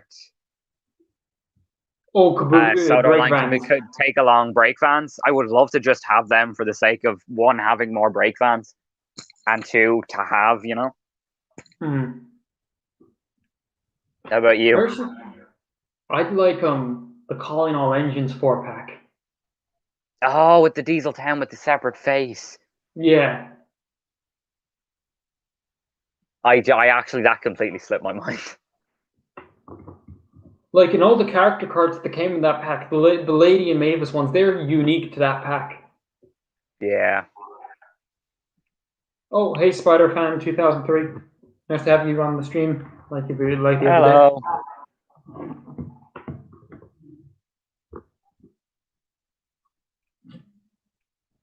Thanks to everyone who has been watching this stream. Yes, we've been going at this for quite a while. I'd say we're going to get to the 4-hour mark and then end this. I'd say that's a good time to end it. Yeah, I feel like that's a solid time. That's a solid achievement. Yeah. 4 hours on the clock. Yes. 4 hours on the clock of nothing but talking to a fellow Irishman. What better use of my time?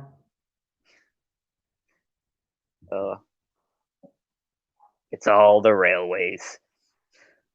I'm going to get hate, but I saw a target tank and take and play truck and didn't get it.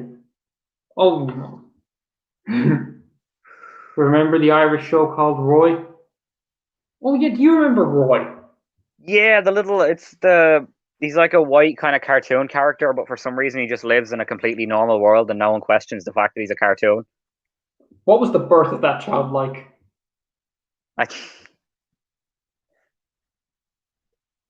I feel like it was more so the youngest brother just drew down a little sketch on paper and gave it to some voodoo witch, and she was like, "This is what you want?" Woo! Did you know that they made a prequel to that show? What? They made a baby version. Oh God! It's like Shaun the Sheep. They made a baby version of Shaun the Sheep. No, that baby in Shaun the Sheep. No, that baby Shaun the Sheep is just a baby from the Shaun the Sheep show. Oh, but they actually they actually made a baby version of Roy. Yes, as in say it's just Roy, but he's younger. Oh. And he Roy. and there was imagination sequences of him being a superhero, being a detective. It's Roy, but from when he was younger, and all his mates called him Royo. I hate Little Roy. Yeah, I can understand that. I saw a bit of it, and I was like, "What the hell? What is this?"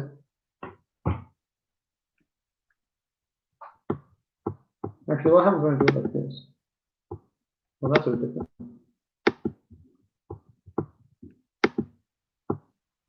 Messing with the screen, but do you know there's a Roy pilot?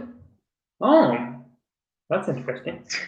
Speaking of lost media, he's an adult in the pilot. Now, what was that college admission like? Oh my god, imagine being like a university teacher and being like, "Okay, class, wait, what the hell is that?" Who let their science project loose? Unless that was Roy's origin story. He was just a monster created in a lab, and then he was sent to this random family that wanted a son. Oh god. Roy was their greatest blessing and curse. Exactly.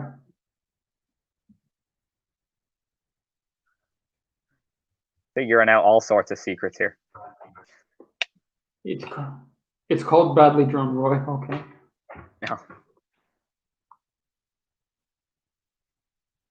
All the Roy episodes are on YouTube. That's interesting. Let's start the Roy fandom. Anybody, that's what I'm switching to when the reboot drops. Yeah, we're all switching to the Roy fandom. Anybody looking for a decent, when people are like, anybody have a good show to binge watch, I'm going to start recommending Roy. Roy was commissioned by his family. That. Did you know the Beano? No, I don't know the Beano. Well, is the Beano? Was that not like? Was not a set of comics or something? Could have been. It's like what Dennis the Menace was a part of. I have no idea.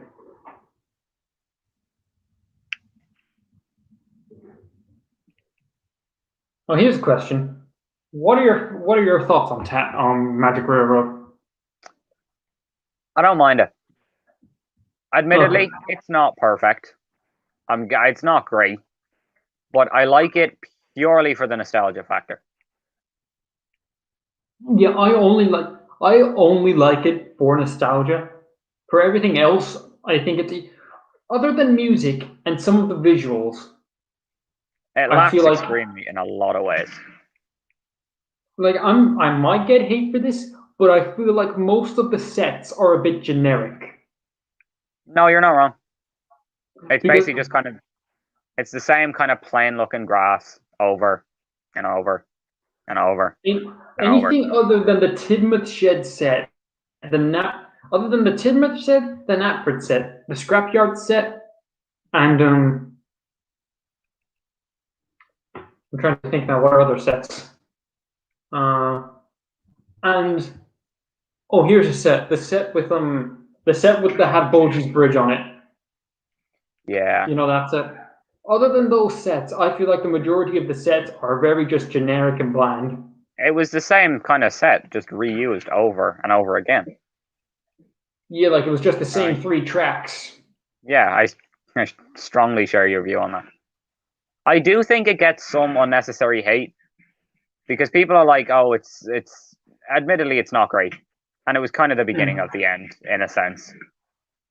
Yeah, like Magic Railroad has influenced Thomas more than anything else, I believe. Yeah, it was kind of. That's my favorite thing was I showed one of my friends who's really into movies. I cropped the top half of the Thomas and the Magic Railroad banner away. It's or like you know the one where it's Mara Wilson, Peter Fonda, and Alec Baldwin.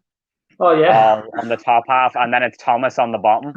I cropped out the bit with Thomas and Lady and the title, and I asked my friend what movie does he think this is, and he was like, "This must be something that was really high budget, having Alec Baldwin and Peter Fonda and Mara Wilson in it." And then I uncropped the photo, and he just looked at me with disgust, and I'm like, "I'm not joking, it's a film." Did he watch it? Not to my knowledge, no. I told him he should. I told him he should, and he was like, "I'm probably not going to watch it." I could. Oh my god! I can imagine the reaction to it. Just like he was not. Yes, he was not too pleased when I showed him it was just Thomas and the Magic Railroad.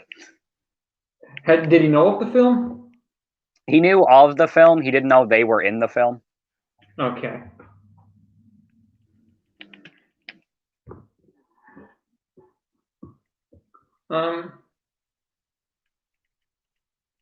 Actually, something else I want to point out about Tatler is that I don't think there's any other model footage that we haven't seen. I feel like we've seen pretty much all of it. All of the model footage. We've seen all of the. We don't need to see any more of it.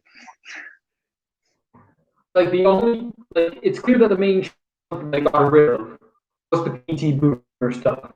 And yeah. That was most of Brit's story hinged on the PT Boomer storyline, and then that just kind of got pulled from it. It was a bit like, oh, like I know you kind of had to deal with what was left. Like I know I'm probably going to get shot for this by certain Tatler stands, but I feel like the release cut is better than the final cut from what I've seen in the final cut. I would like to see more of the whole PT Boomer thing. If I'm being honest, it would be nice to see more of just to see the direction it was fully going to go in. But I still don't know how I would have even with the director's cut. I still don't know if the story would have been like top notch. Yeah. Sure, the story would have been okay. I couldn't really see it being like an overly amazing storyline.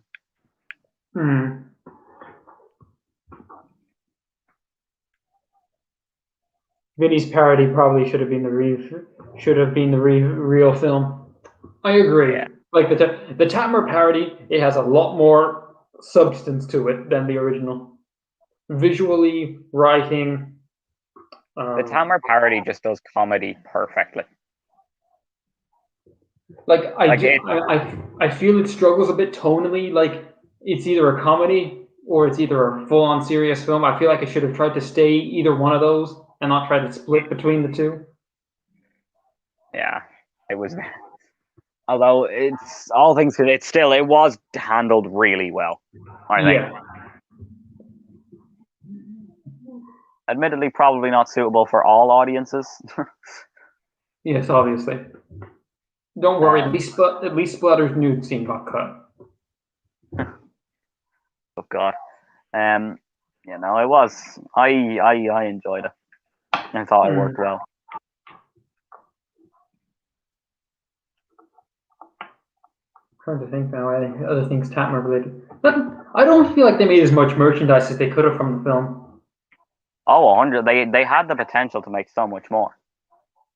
Yeah, like the only thing they made for Erdl was the characters. Yeah, they basically just changed the box art, and they changed the box art for like Thomas.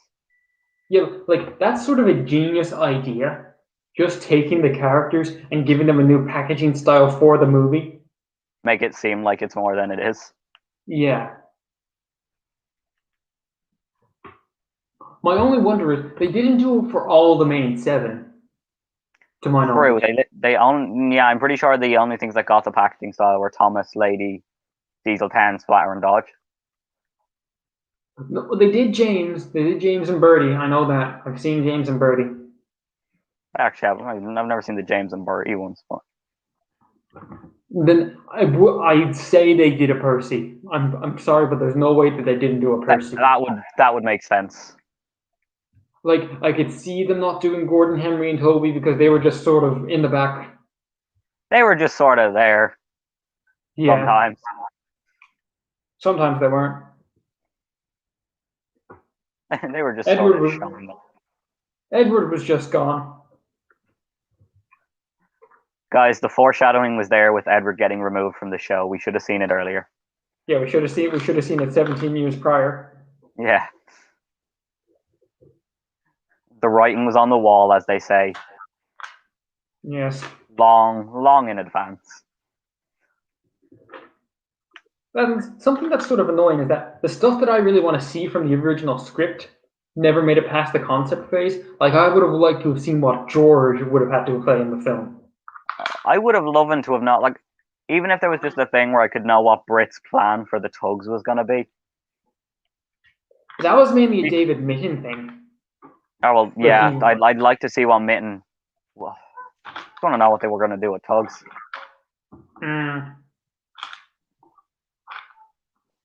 I feel like David Mitton had a very small role in production.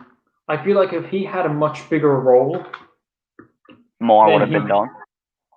Yeah, a lot more could have been done because from at least from what I've been able to gather, David Mitton was sort of the main factor in charge of season 5 because Brit was off doing the movie.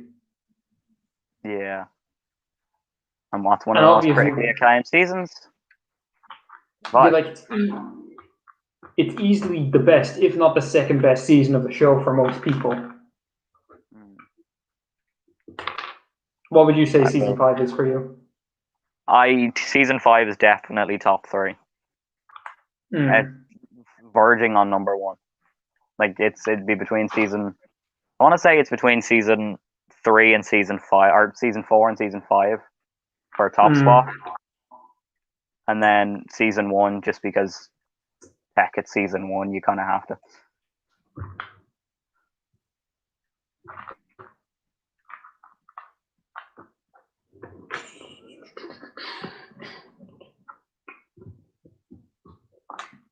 Sometimes I like to think is when Andrew Brenner was writing Lost Treasure is how would David Mitton make a Thomas film?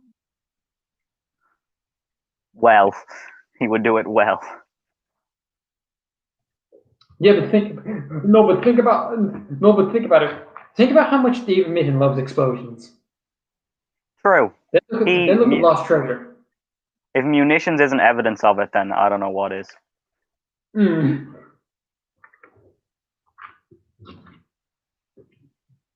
Lost Treasure is just, for me, is season 5, the movie. Literally.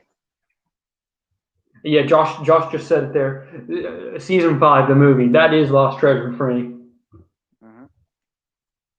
What is the most action we can pack into one thing? Dynamite. Yeah. Okay, so Blowing stuff up. what if we just blew everything up? Are you guys cool with that? Can we blow everything up? Okay, let's do it.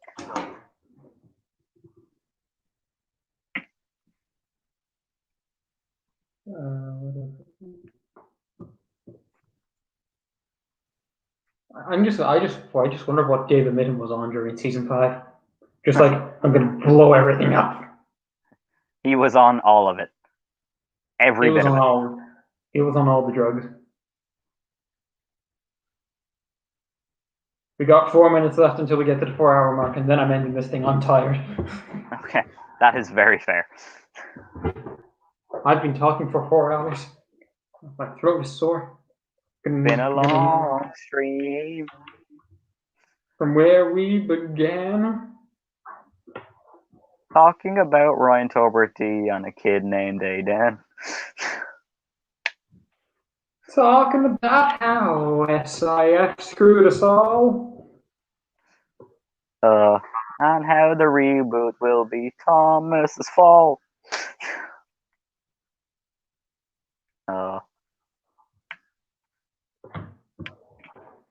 Maven has no one holding him back. Maven had no one holding him back, so he went absolutely insane. Yeah, I can see that. David just decided, you know what? If I'm gonna do this, I'm gonna do this right. Give me all the explosives. Just like, hand me the dynamite. And then he just shoves it into Thomas's shocked face. Just like, suck on this, Thomas. Right, exactly.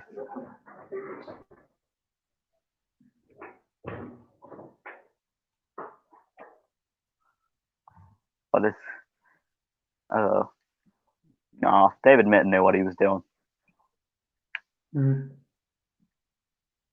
Something I find funny is that one of my least favorite fandom members is, well, Ryan Hagen, the head of SIF, has a character named after him.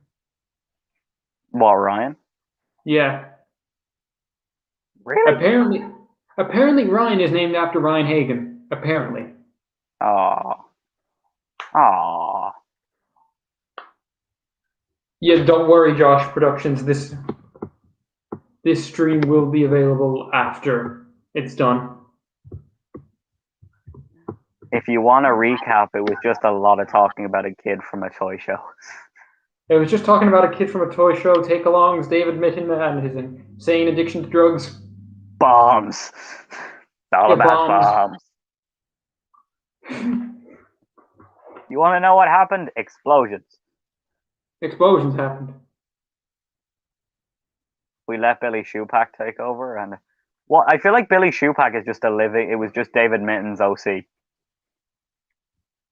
Kind of Dynamite's exciting stuff. There's a kid in a Thomas book called Josh. Good on you, Josh. That character named after you.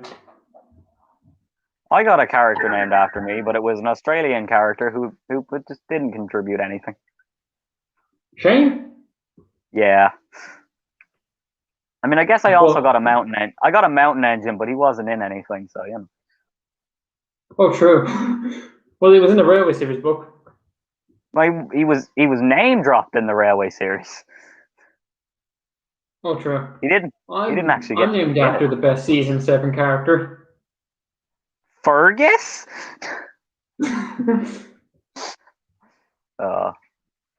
Nah, the Silver Engine himself. Well, no. See, here's the funny thing. I was born the same year Spencer was introduced. I was born in June, and Spencer was introduced in like his episode aired in like November. Huh? Were you born in June? Were you born in June 2004 or 2005? Maybe. I don't know. No, born in Or June 2003. 2003. Okay. I was I don't born the got- same why- year season why- 7 came out. Why did I go 2005? I went the wrong way with the years. Yeah. I literally said in my head I went 2004 and a year behind that. 2005. Not right. Okay, we have reached the 4-hour mark. What? That's a long time. We could have watched Avengers Endgame. And probably half of Winter Soldier. Oh, wrong camera. Oh, face reveal. Yeah, I don't really care. Hello. Hello. Horrible Got two light faces exposure. here. Nice flash shirt. Yeah, okay. Okay. Anyway, thank you everyone for watching the stream. Thank you all for joining. Thank you for watching me for 4 hours talking about nothing. Nice to have you all here with us. Oh, I'm not a fan of. I'm not. My Wi-Fi is really acting up. What I was trying to say was, yeah, flash shirt, pennies, $2.50. nice. What I was Can't remember where trying to do was Can't remember where I got this. the best thing for the 4 hour mark. Oh, that's the perfect thing. So anyway, let's end this here now. Thank you all for joining. Thank you for watching me and this train man talk about trains for 4 hours. It was a pleasure. Yeah. Hopefully we'll do this again. I might do one of these later in the week and actually do something, maybe get some famous people in. I don't know. Well, yeah. Thank you all for watching I'm just and free goodbye. all the time, so bye. Goodbye.